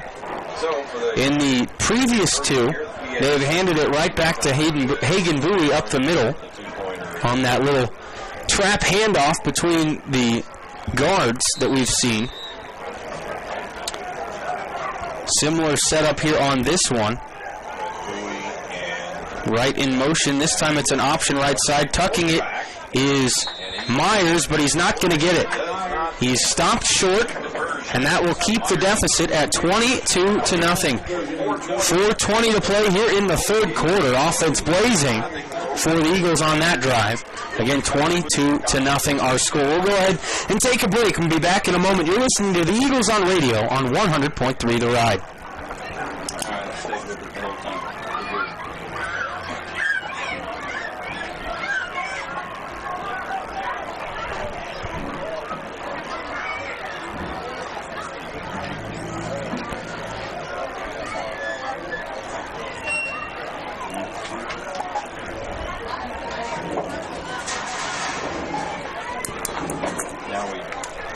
Yep. You kind of need individual stats. Oh, I did? Okay. My fault. For some reason, I didn't think I had one. That's my bad. We're good. Yeah, no, I mean, now we're on. I know, we're good. Okay, cool. Thank you. I appreciate it. Ask some questions right after we can do that. So welcome back. 4:20 left here in the third. I'll switch you somewhere. 22 minutes, or 22-0, Colby leads. After a 24-yard touchdown run by Calvin Stapp. And so welcome back to Tiger Stadium in Ulysses as Colby up 22-0 on Ulysses. With 4:20 to go in the third quarter, a high short kick will be fielded by the Tigers at the 30-yard line. Working to the left side, making a man miss, spinning now out to the 35, falling forward to the 37-yard line is a decent return there for number 21, Dawson Reeves. And so decent starting field position here for Ulysses as they need an answer offensively, and they need it now. Down 22-0 here in the latter half of the third quarter. fully half of the Tiger varsity has some sort of limp at this point in the game. They come up with the line. So Moyer back in at quarterback. He again has thrown 3 picks so far. Has flirted with disaster on a couple of others, but here's a handoff to the near side. It's going to be Soto, and he makes one man miss and is shoved out of bounds after a decent run of about 8, but a flag is down back around the line of scrimmage, and typically you know what that means. Back him up, as this one will be against the Tigers.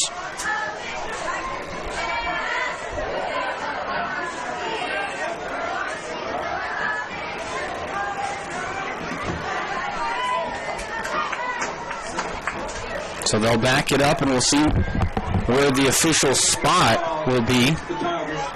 Looks like they'll move him back to around the 26-yard line of Ulysses. So holding against the Tigers puts them back to their own 20. So first down and 20. The 47 for a first down. Here's a snap, and Moyer hands it off to Soto on the outside, gets the edge, and is finally ridden down after about a 3-yard pickup. So decent run there on first and a country mile, but it makes this one a second and long situation. Still as another Ulysses Tiger is down. Down on the field. Hayden Master on the tackle that time, Colby. I think that might be the chest. Another Tiger down. You know, they only let you do that many times.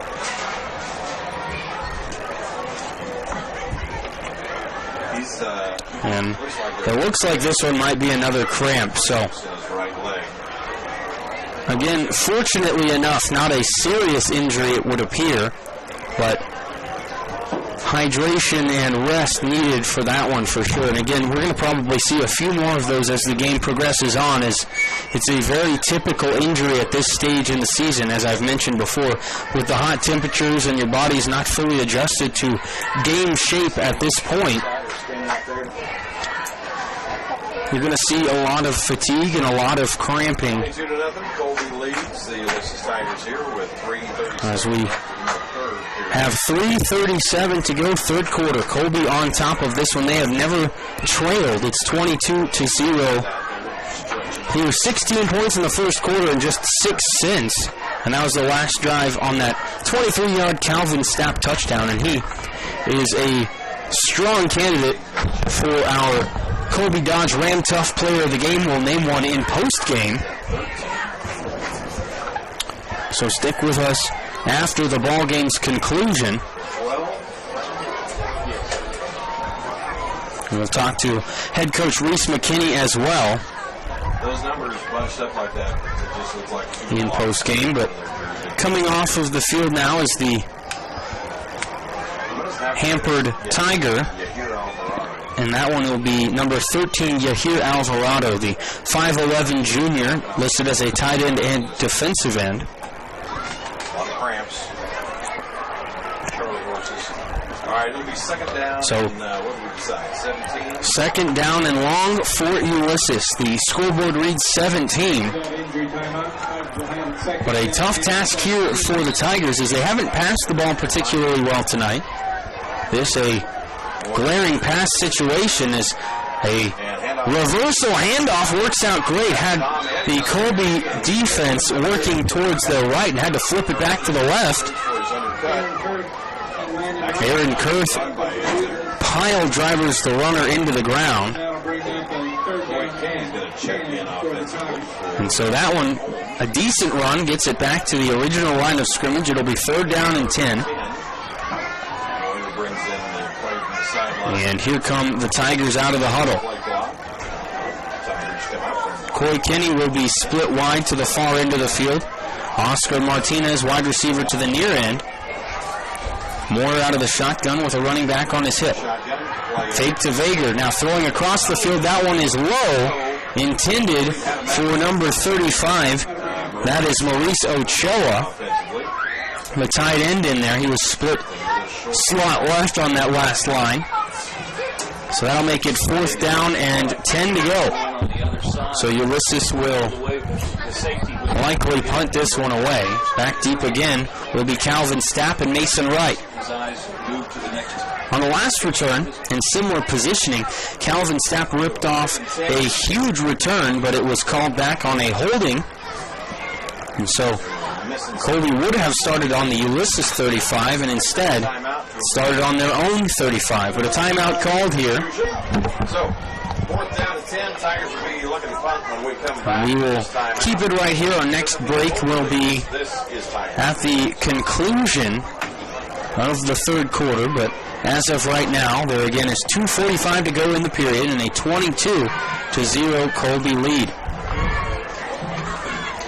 The Eagles have controlled this game for the most part, and it looked like early they were going to run away with it, but Ulysses fought back with a strong second quarter and had a great opportunity to cut the deficit in half, as they had a first and goal at the 10, but came up empty on the drive after a missed field goal from Maurice Ochoa. And again, all thanks to a Calvin Stapp hustle play tackle, as he was the one that chased down Brennan Vager from behind at the 10-yard line after what I proclaimed mid-play as a surefire touchdown. I didn't think it possible anyone would run down. But it goes to show you the big-time effort that brought that one to a scoreless drive. So here we are, 4th and 10, good snap and a high punt from Moyer to the right side. Stapp grabs it on the run, far sideline to the 50, 45, back across the field, makes a man miss. He could go to the 30, to the 20, 15, 10, 5, no flags on the field, touchdown Calvin Stapp. A 60-yard touchdown on the punt return. And you had a feeling he might break one off at some point tonight, and there you have it. 5-yard punt return. A huge punt return there for the Eagles. That makes it 28-0. 2 cuts. Started out catching it on the run, beautifully fielded. He knew exactly where he was going. Took it angled towards the far sideline, and then made one man miss, reversed it to the near sideline, angled across the field. And that was all she wrote. The Colby Eagles looking at their 2-point conversion here. 10 seconds on the play clock here as the Eagles will line it up. A late join to the party for Ulysses. 2 on the clock. It's snapped. Hand off to Bowie. He dives forward, and he is in. 2 more points for the Eagles. It's 30-0 now. Calvin Stapp, a 60-yard punt return for a touchdown. Capped off by the Hagen Brew 2-point conversion with 2:30 to go here in the third quarter.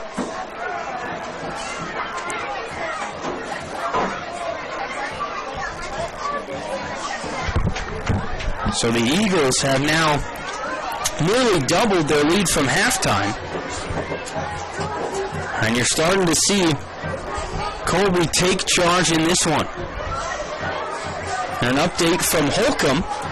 The Longhorns, who led 35-0 at halftime, have surrendered a score to Goodland. It's 35-6 at the end of 3, just north of us. 30-0. The Colby Eagles lead. The Eagles back out onto the field. They'll punt again from right to left as you view it. Touchdown by Calvin Stapp.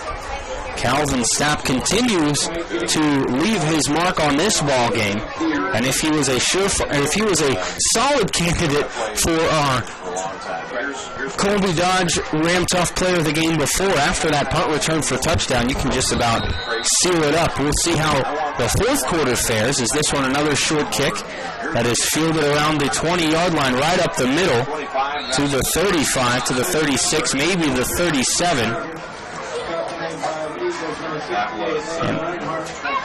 And that is Kobe Talbert on the return. Talbert, a 5'11" senior wide receiver. First time his name was called today, and it was a solid return. Good field position again for Ulysses. Would run up here and squirt water in my mouth. That'd be awesome.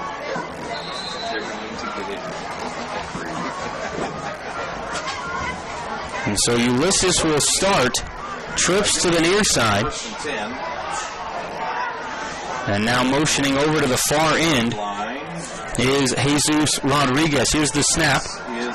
Ben Scott drops back. He's pressured. Deep throw down the sideline, and that is high pointed and picked off.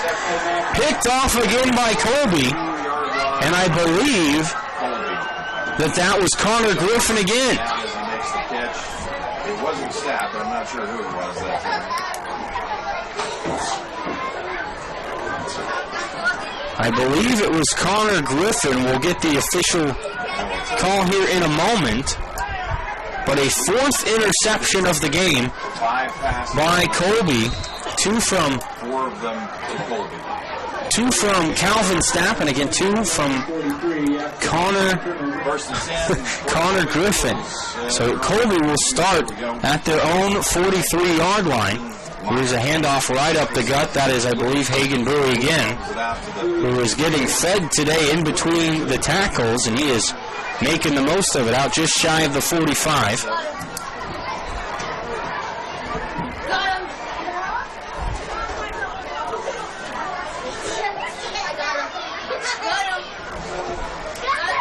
So 2 different players with 2 picks today for Colby. Calvin Stapp with 2 touchdowns in addition to that.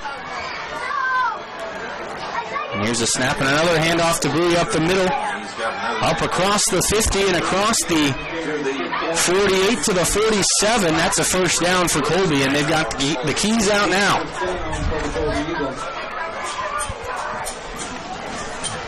In that first half, after the quick start for the Eagles on the scoreboard, Ulysses fought back and held it to a 16-0 deficit.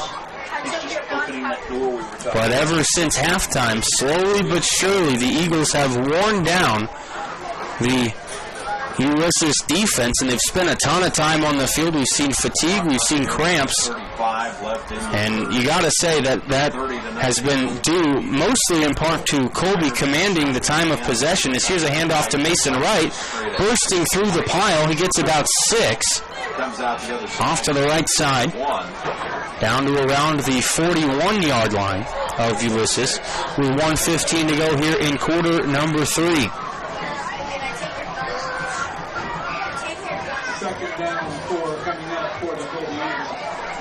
Another update on a score in the area. Larned up 24-8 on Smoky Valley early in the 4th quarter. As now second down and a long 4 coming up for Colby. Myers takes the snap as Wright motions to the right side. Handoff to Stapp. He hurdles a man in the pile and is met around the 35 to the 34-yard line, and again moves the chains. So the Eagles in good position here to run out the clock here in the end of the 3rd as it starts to wind again under 40 seconds. Maybe a play or 2 depending.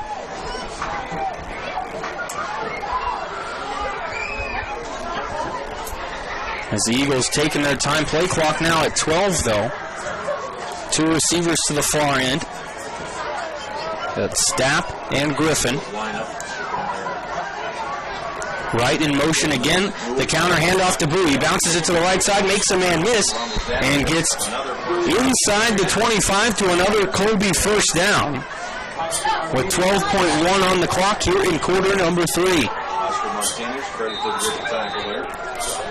There's the whistle, and we'll see if the Eagles elect to run a play here to end the quarter, and they start walking to the sideline. That is going to do it in quarter number 3.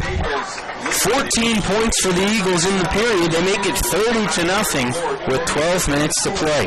We'll go ahead and take a short break and be back on the other side with the final quarter of action here in Ulysses. You're listening to the Eagles on radio on 100.3 The Ride.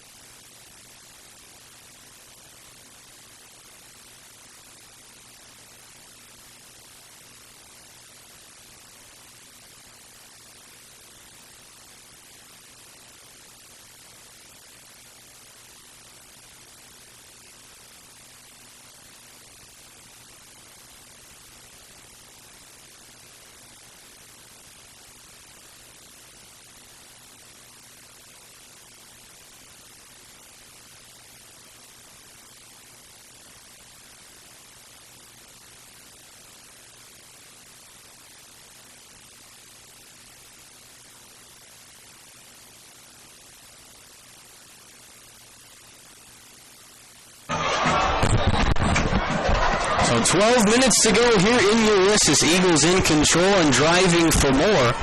We'll flip the field and now work from left to right. It'll be 1st and 10 from the Ulysses 24 as we get back to it.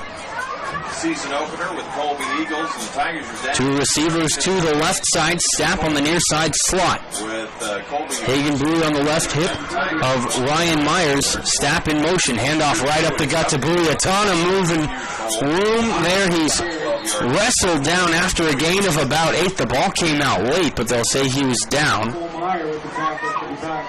Meyer with the tackle for Ulysses on that one. credited with the tackle.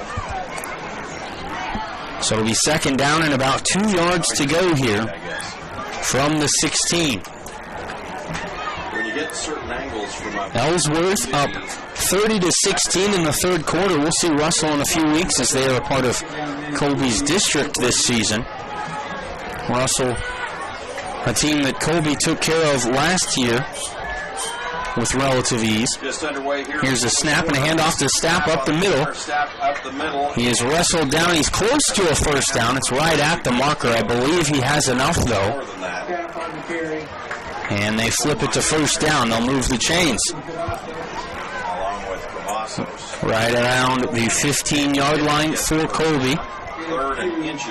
But now they flip it back and say he's short, so some indecisiveness on the chain gang on the near side as the down marker flipped to first down, but now it'll say third down, and it'll be about a football length away from the first down. Myers from the shotgun. Motion is Stapp, handoff to Bowie. Bowie, and Bowie He bounces off his own man, picks up the first down, and then some.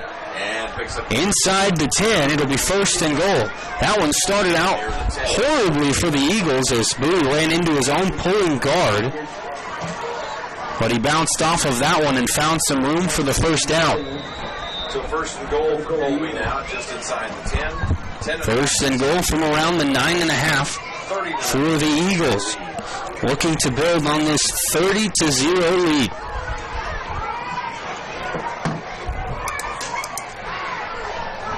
$10:15 to play in the ball game. Myers takes the snap and he hands it off to Brewer, who gets to the outside left.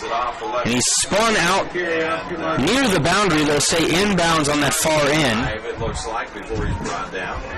We'll see where they spot him. It'll be second and goal. Putting him on the 4, so yeah, it's Just inside the 5-yard line.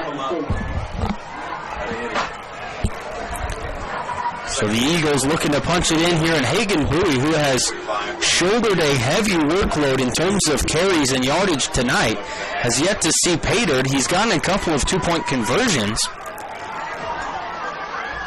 but no real touchdowns. As this one an errant snap, and Myers has to fall on it back near the 15-yard line, and that one nearly disastrous as Myers falls on it with two different Ulysses Tigers bearing down on him, and that makes it third and goal from what they'll say is just inside the 15-yard line. A loss of about 10 yards on the bad snap there.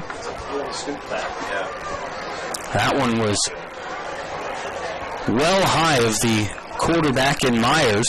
He tried to bring it down while jumping, but it was just through his hands and shot back into the backfield. Around the dogfight into the third, Stacks is up 7-0.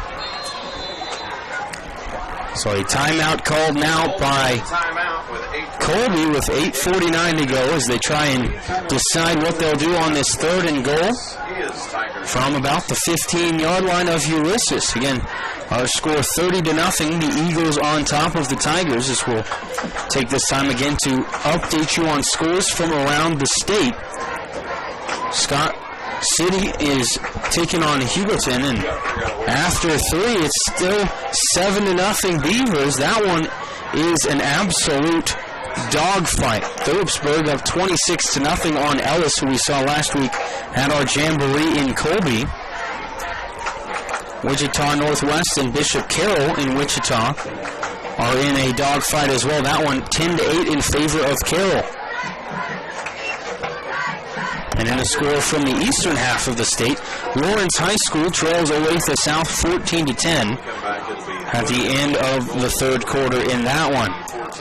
So plenty going on in the world of Kansas high school football. Plenty of action throughout the area. I don't have score updates on the moment for these games, but here's some other games going on tonight as Oakley headed to Sublette. Atwood Rawlins County took on Hitchcock, Nebraska. Hoxie is on the road at Tribune Greeley County. And Leota, Wichita County was taking on Pretty Prairie, and Tri Plains Brewster was at Logan Palco. As this one back to action, a touchdown pass. As I was busy reading scores, and the first play right back right away, Myers with a touchdown pass to the right side, and it's 36-0. So third down and goal from about the 14.5-yard line, and Ryan Myers finds Mason Wright for the score. And Mason Wright with his first touchdown of the season. And here is the two-point conversion, a handoff to Brew. I believe he is short this time, and he is. So no good. But the score is 36-0 with 8:42 to go. We'll go ahead and take a short break as we get back with the conclusion of this ball game. Eagles in control here on 100.3 The Ride.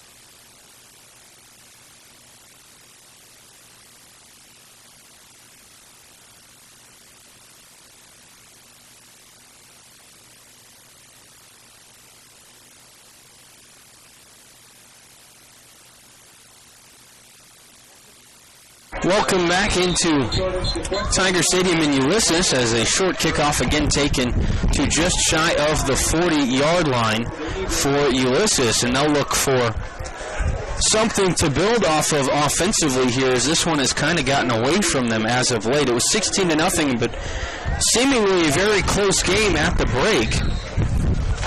But now, 20 consecutive points in the second half by the Eagles have blown this one open, 36-0. Ben Scott in quarterback, and here's the end around to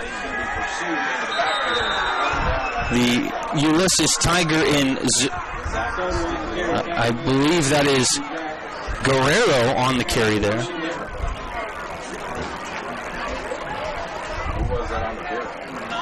Rather, it'll be number 9, Jesus Rodriguez in on the carry. Zach Castiglione in on the stop for the Eagles, number 50. Now into the ball game for Colby is number 27. That's Bryce Myers.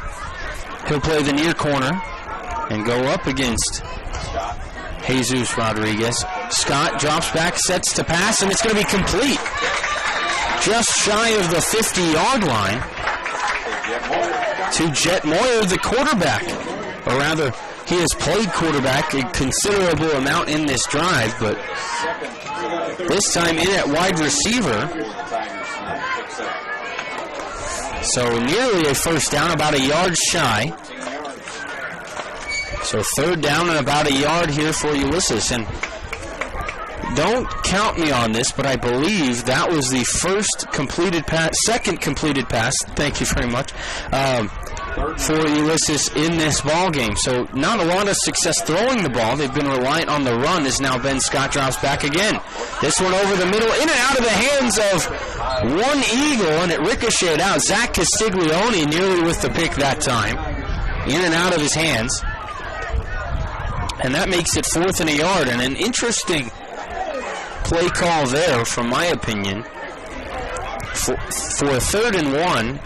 I mean, to a certain extent in this ball game, you got to take your shots, but now you're faced with a 4th down. Right at the 49-yard line here. And this one should be pretty simple. They'll come out of the shotgun. 2 receivers right. And here's a snap, and that's going to be a penalty on Ulysses as no one was set, really. A quick snap there by Ben Scott, and that's going to be one of those that falls in the category of urgency mistakes.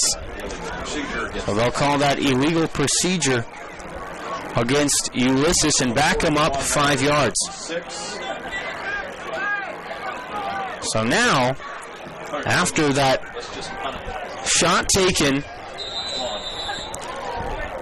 on 3rd and 1, you have the penalty, and now it's 4th and 6.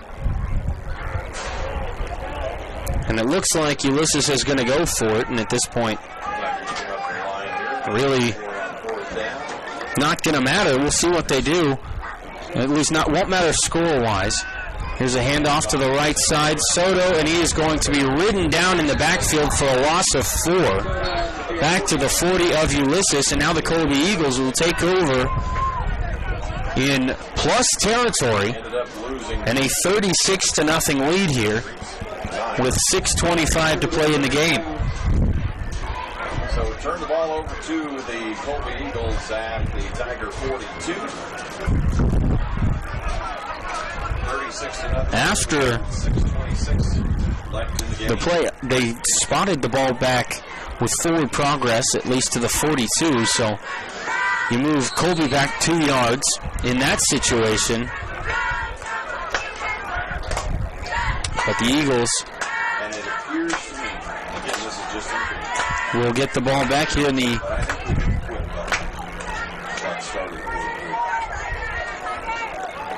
and the Eagles taking a long look here at the sideline. And I believe a timeout will be taken because now you're going to start seeing some of the twos. You're going to start seeing some of the guys that don't normally get a lot of playing time, or a lot of the younger guys, so they've got a lot of confusion and lessons to learn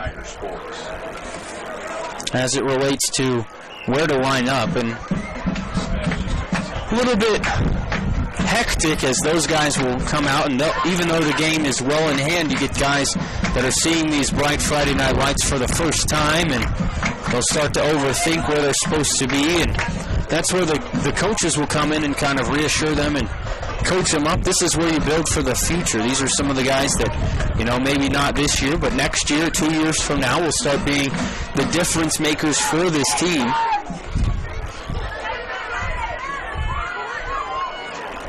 And now they will make their way back out to the field. And Colby on top here with 6:26 to play in the game. And it looks like Tyler Voss will be the quarterback. Voss, the sophomore, sporting number 4 today. Bryce Myers, the receiver to the near side, a handoff right up the gut. Solid push. And that'll be Aiden Cook with his first carry, the sophomore. Aiden Cook in the backfield for Colby. You also see Connor Lanning in there as wide receiver, number 76 on the front line. That is Landon Kreutzer. It'll be second down and about 6 to go.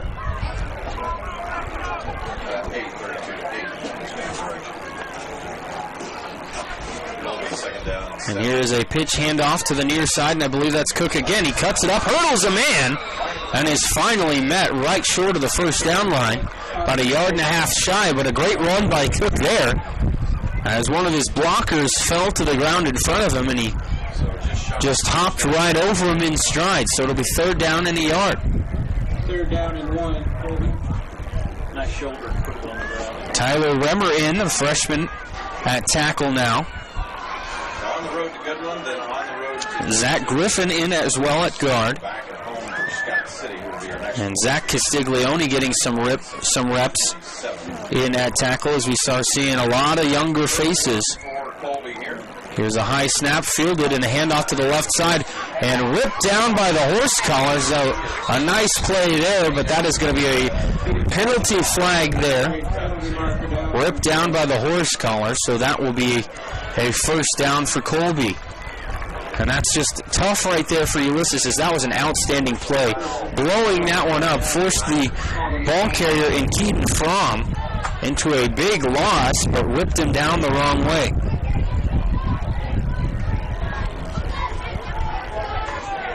So that'll move the chains. So that's going to move the ball down to the 27. 4:55 to go now.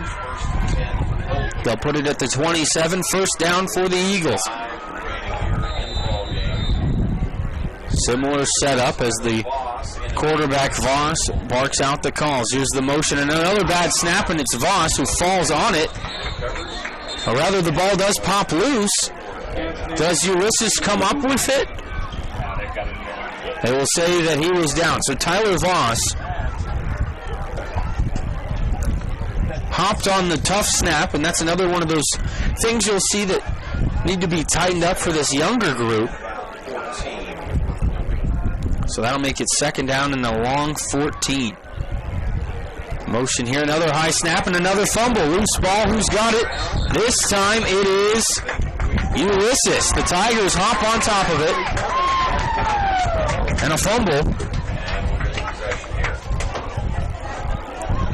So the Eagles with a turnover, and the Tigers will take possession with 4:29 to go in the ball game.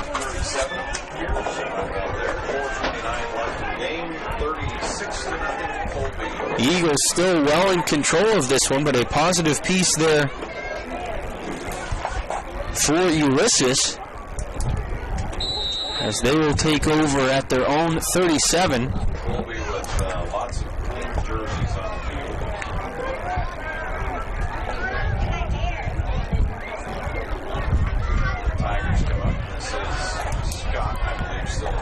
And the snap goes to Ben Scott. He rolls to the right, steps up, and he's going to tuck it and run. And he will be brought down after a solid gain of 5. He had about 1 or 2 receivers downfield, but 3 defenders in the area, and he wisely decided to tuck it and take it on his own. And he's rewarded by cutting the distance to go in half. Baker checks in for Soto into the backfield. Second down and 5. Second down to go for Ulysses. Plainville and Norton tied at 22 in the fourth quarter. As we continue to see updates roll in.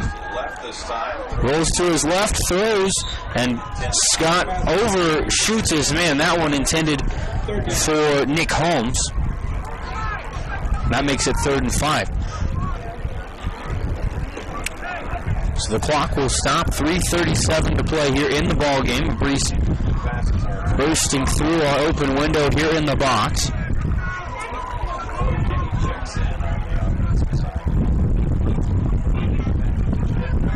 As the Eagles get set defensively.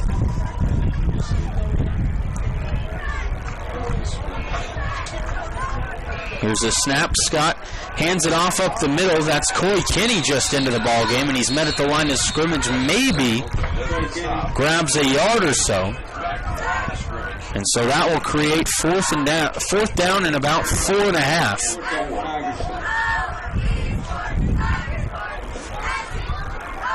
And a couple fresh bodies come in for Ulysses, 65 and 68. That's Cole Meyer and Devin DeLay.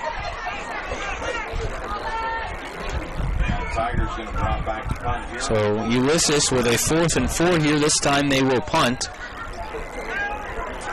Moyer grabs it and skies it. This one fielded around the 26. Reversing his field is Stapp. Now up the gut. And he is going to be tackled around the 38-yard line. This time, no fireworks. A solid return nonetheless of about 12 yards. And Colby has the ball now with 3:03 to play. An opportunity to just kind of sponge out the last 180 seconds or so in this ball game, as again they have it well in hand, 36-0.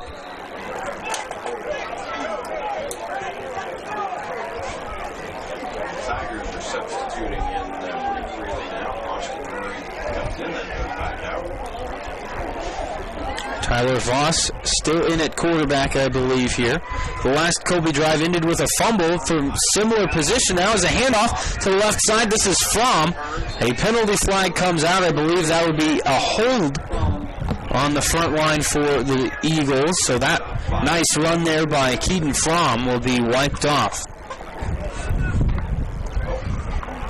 Procedure against Colby. So the Eagles will back it up, I believe, about 5 yards there. Colby leads, 2:57 left here. As the Eagles getting some of the younger players reps after an outstanding evening from some of their main playmakers.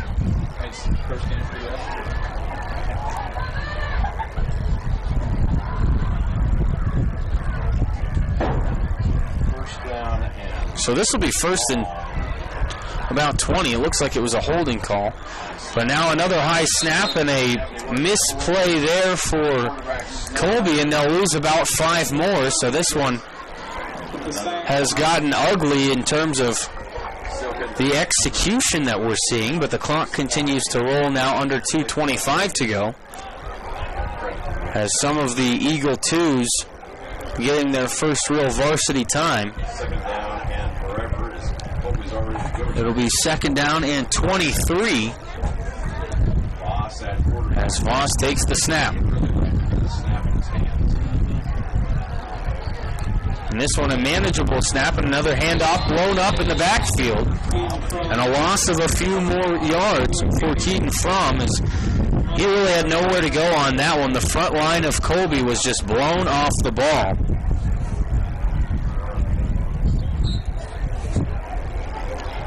Other scores around the state popping in here. Lawrence Free State up 45-13 on Olathe West. Runs, Colby's using up the entire Derby up 48-6 at Garden City. With now a minute and a half to go, it is third down and 27. Voss. Pitch to the near side. Cook makes a man miss, reverses his field. He's got some green, cuts it up, and now a ton of room here, but finally wrapped up, ball's out. But I believe Colby hopped back on top of it, so a lot of work for what ultimately turned out to be about a 3-yard gain there for Aiden Cook. And now the Eagles will have to punt. Now we're down under a minute with the clock running here. 52 seconds to play. This one And it's fourth down and forever for the is almost up. Fourth down and officially 25 yards. Have to get away this punt here. We're lined up for get the right number of people in there. Down to 5 seconds on the play. 4 seconds on the play clock. Here's the snap and a high short punt rolling Near side. and taking a Ulysses bounce. Scooped up and brought down around the 37-yard line with 24.6 on the clock. 38-yard line there of the Tigers, or of the Eagles. Tigers will have the ball with 24 seconds. So Ulysses will come out for what should be the final offensive possession of the game. 36-0 Colby on top. They've never really struggled in this one. 16-0 after one. 16-0 at the break, but 14 points in the third quarter and 6 more in the fourth. Tigers trying to get more people on the field. 10 seconds on the play clock for the Tigers. Down 7, 3. 3, 2, and 1. A timeout, That is a delay of game. I believe, was called. A timeout called right at the Call the timeout. expiration of the play clock, 24 as seconds left in the game. I believe And Colby up 30. Ulysses is kind of Tigers will get at least out of sorts now with some younger guys in the mix. take a timeout as well. This Physically and mentally broken here with just a few seconds left in the ball game.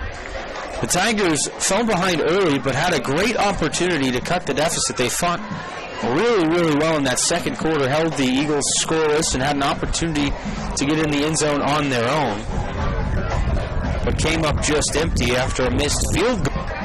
on 4th and goal. But as we await both teams coming back out on the field to make this one official,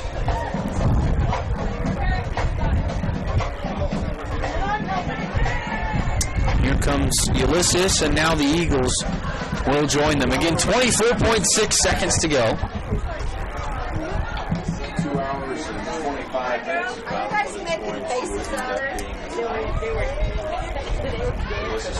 Ulysses out of the shotgun, trips to the right side.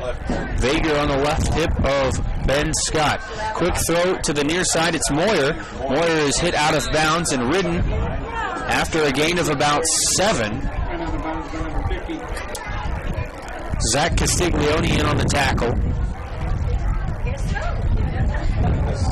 But the biggest negative on that play is that Moyer was pushed out of bounds and the clock stopped. So now 19 seconds for Ulysses.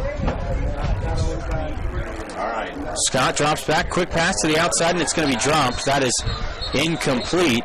Pass is incomplete. Intended for number 24 in Colby Talbert, but again the clock will stop with 14.8 seconds to go. And I think with the game as well in hand as it is currently, the question that I'm asking is, why is the ball not being run? Keep the clock moving and wrap this one up. But you can't fault Coach Rick Q for running his offense and trying to build some positive momentum for next week, I suppose. There's another snap to Scott. He drops back and winds and fires deep. And that one is juggled and caught. What a play right there. It was nearly picked off by an Eagle, but it popped out of the hands of one player and into a different Ulysses receiver's hands. Timeout called by Ulysses, as now they have an opportunity to score. Yahir Alvarado, right place, right time, down to the 3-yard line with 7.7 seconds to go, and that right there is a 3 yards away from Hager. Contender, I should say, I guess, for the play of the game for Ulysses, outside of Brendan Vager's big run that set up the near scoring opportunity. But again, 7.7 seconds here, so Ulysses calls a timeout. And they will dial up what I would assume is their best play here, treating this like this is a game-winning play here. You build this for the future. Game situations down the schedule. The Eagles back out on the field now. 2 receivers to either side for Ulysses. Ben Scott in the shotgun with Vega on his right hip. Here's the snap. Scott drops back, throws, and this one batted up in the air and incomplete. And again, the clock will stop with 3.8 seconds to go. Second down and goal now for the Tigers. And it'll be second down and goal, but that really is a moot point here, as this will likely be the final play of the game. This should be it. Colby has never trailed. They lead it 36-0. And Ben Scott leads his Ulysses offense out onto the field for the final play. 3-step drop, pump fake, and now a scramble into the scrum. Ben Scott down to the goal line. He's stopped short. And a big fist pump from the Colby defense as the Twos preserve the shutout. And our final score tonight will be Colby 36, Ulysses nothing.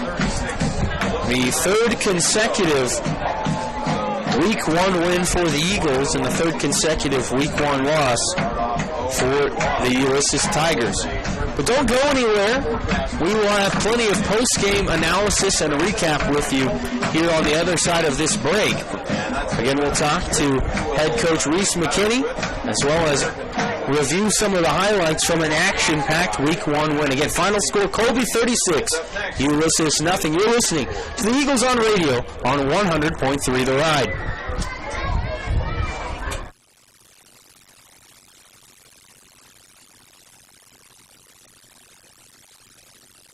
Yep.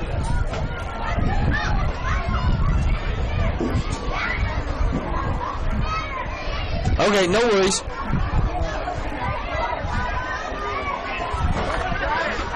Yeah, let's do the 2 touchdowns from the first half, if we can, and then all the touchdowns from the second half, if that's okay.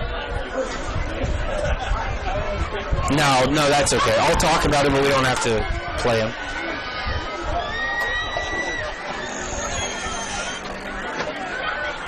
Oh, no, that's okay. We won't play that one. Yeah.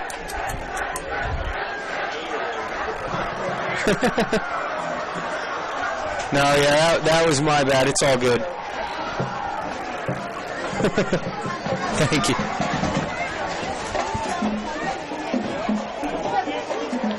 Yeah, go ahead and delete that one. That's fine. Okay, cool. Sounds good.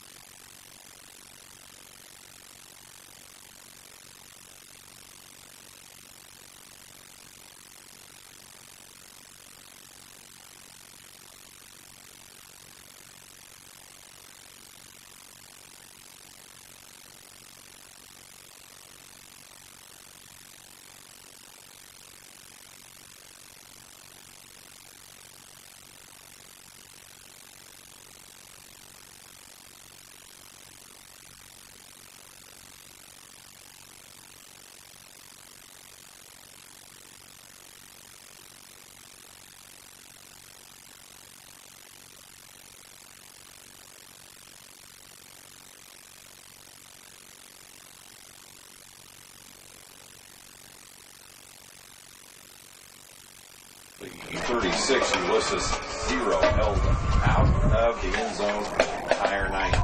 Even missed a field goal opportunity. But here's how it started back in the first quarter with 5:53 left in the first. Colby scores on a Myers keeper up the middle for 52 yards. 2-point conversion by Bowie was good, made it 8-0. Then, with just a series or two later, with 3:47 left in the first, Colby scores again. Myers. Welcome back into Tiger Stadium in Ulysses. I'm Jackson Schneider, and this is the Farmers and Merchants Bank postgame show.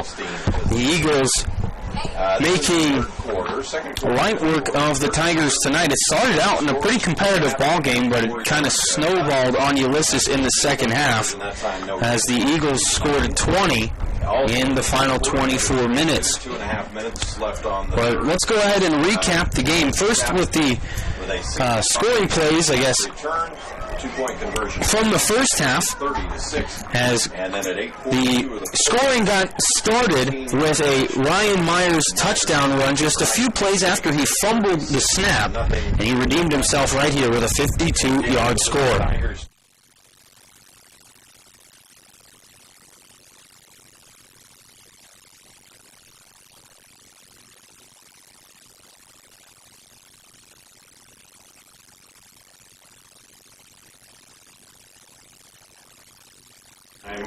And the Eagles would not look back from there.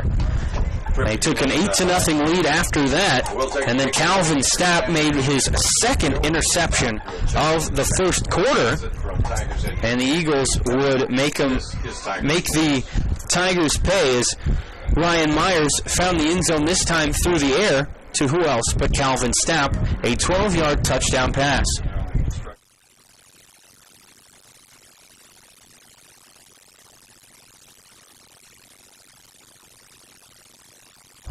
Calvin Stapp would continue his monster game later on in the second half, but that was all of the scoring that we would see in the opening two quarters.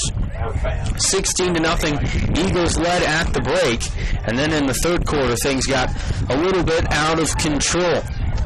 With 4:20 to go in the third quarter, Calvin Stapp got his first rushing touchdown of the season with a 23-yard scamper.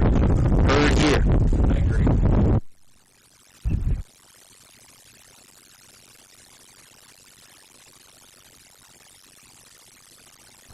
And Stapp made that one look easy. He made one man miss at the line of scrimmage and had a ton of green. And with his wheels, he took it to the house. That one was what made it 22-0 at the time, as the two-point conversion was no good. But the Eagles would get back in the scoring column just about 2 minutes later from who else but Calvin Stapp, this time on special teams. A 60-yard punt return touchdown for a score.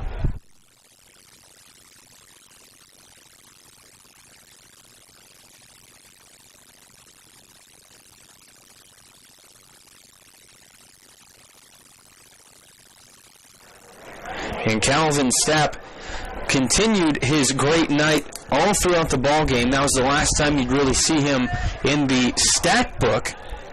But he was felt all throughout the game. There was one more score for the Eagles in the fourth quarter, a Myers to Mason Wright touchdown pass, but that made the game 36-0 with 8:42 to go, and that would be all she wrote on the scoreboard.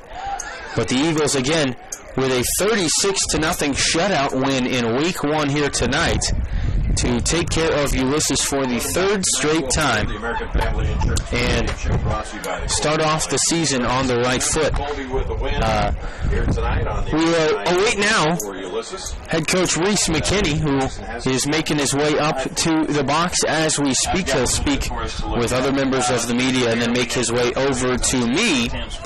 But in the time being, we'll go ahead and update you again on some more scores throughout the area, as we've got a good group of broadcasters in western Kansas giving us updates all throughout the night. We do have a final score from Holcomb as they were taking on Goodland, and the Longhorns didn't have to sweat much. A 48-6 drubbing of the Cowboys for the Holcomb Longhorns.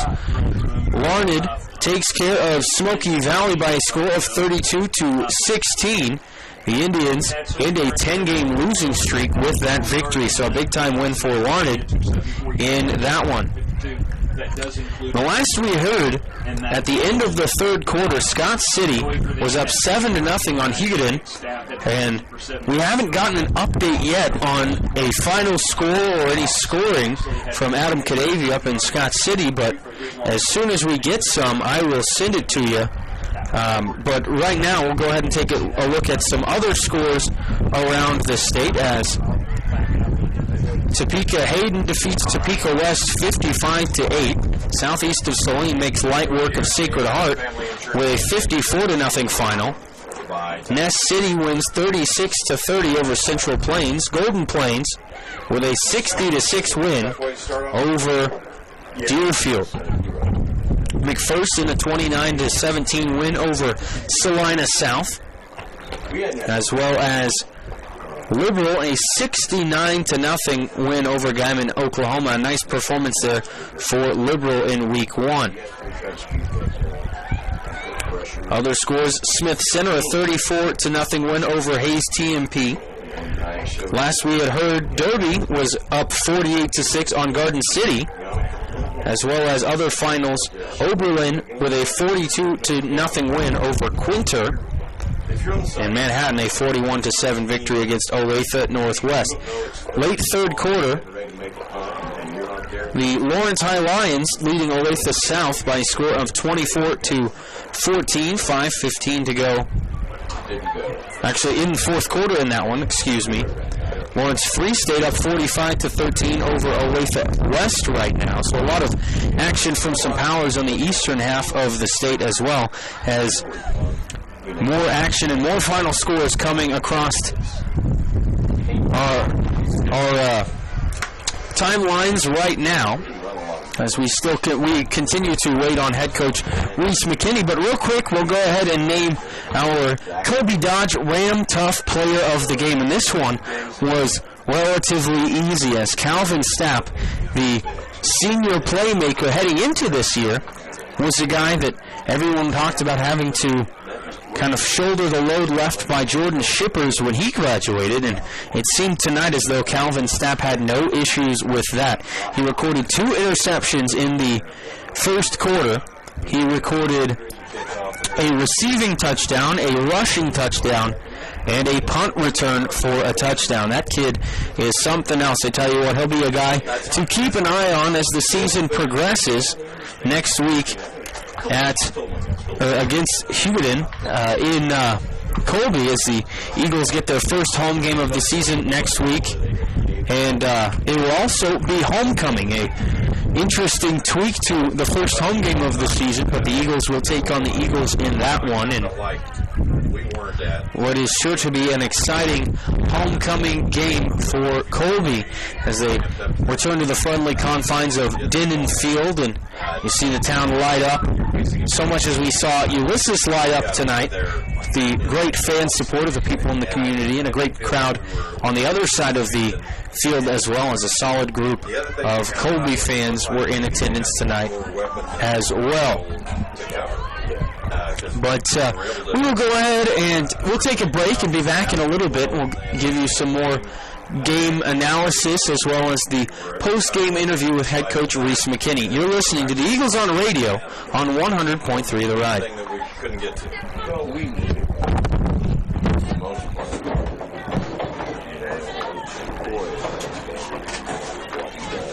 I just went to break, so as soon as we're back, we'll get you on. Great win, by the way. Yeah, you're exactly.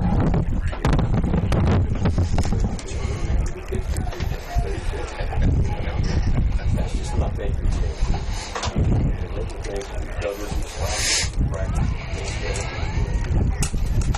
That's just not big.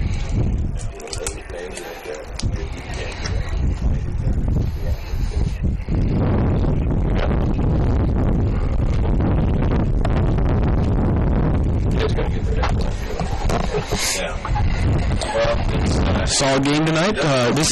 We're still in commercial. Yeah, I can hear it. But great job. Guys look like they really stepped up. Solid.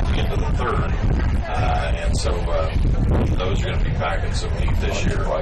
And so it's a whole lot easier from here, and it's tougher to get long road trips. So we're not going to, I don't want to make this too much tonight. It's a lot to take in, but, it just seemed like we weren't proven together. Yeah.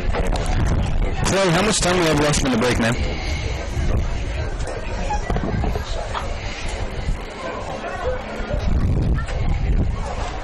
Okay, cool, thank you.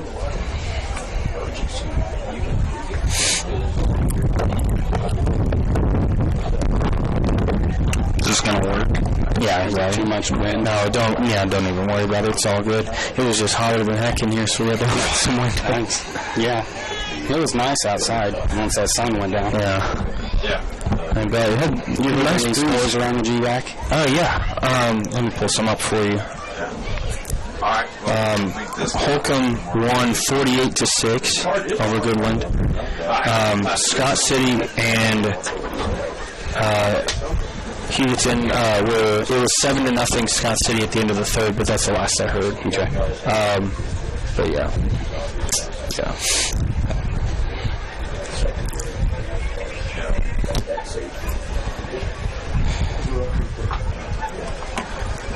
We'll be all right. All right, Coach. Appreciate the time. Kentucky's head coach Rick Hugh here on the American Family Insurance post-game show with us.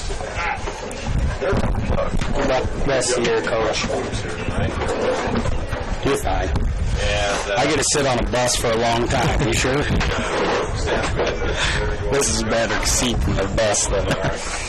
we're good. All right. That's going to wrap it up for us here tonight from Maxwell Field. 36-0. Colby Eagles with the win over the Ulysses Tigers here to start off the season. Again, we'll be on the road for the next. All right, and welcome back into the Farmers and Merchants Bank post-game show. And with me is Colby head coach Reese McKinney. And Coach, solid win tonight. What are your thoughts on that? Have you with us? Yeah, we played real solid defense the whole game. Forced a lot of turnovers. Had a really rough go in the beginning offensively.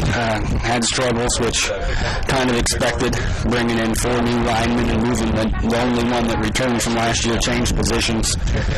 We knew there would be a learning curve there, especially how many different fronts, defensive fronts that Ulysses likes to run. So we knew that would be tough, but our guys handled it. We figured it out. Was able to draw it up a little bit during the half, get it straightened out, and they came out in the second half and stayed physical and finished it off. When the offense is struggling like it was a little bit early, how much help does it give you when you have a guy like Calvin making plays on the defensive side of the ball and creating those turnovers that you talked about?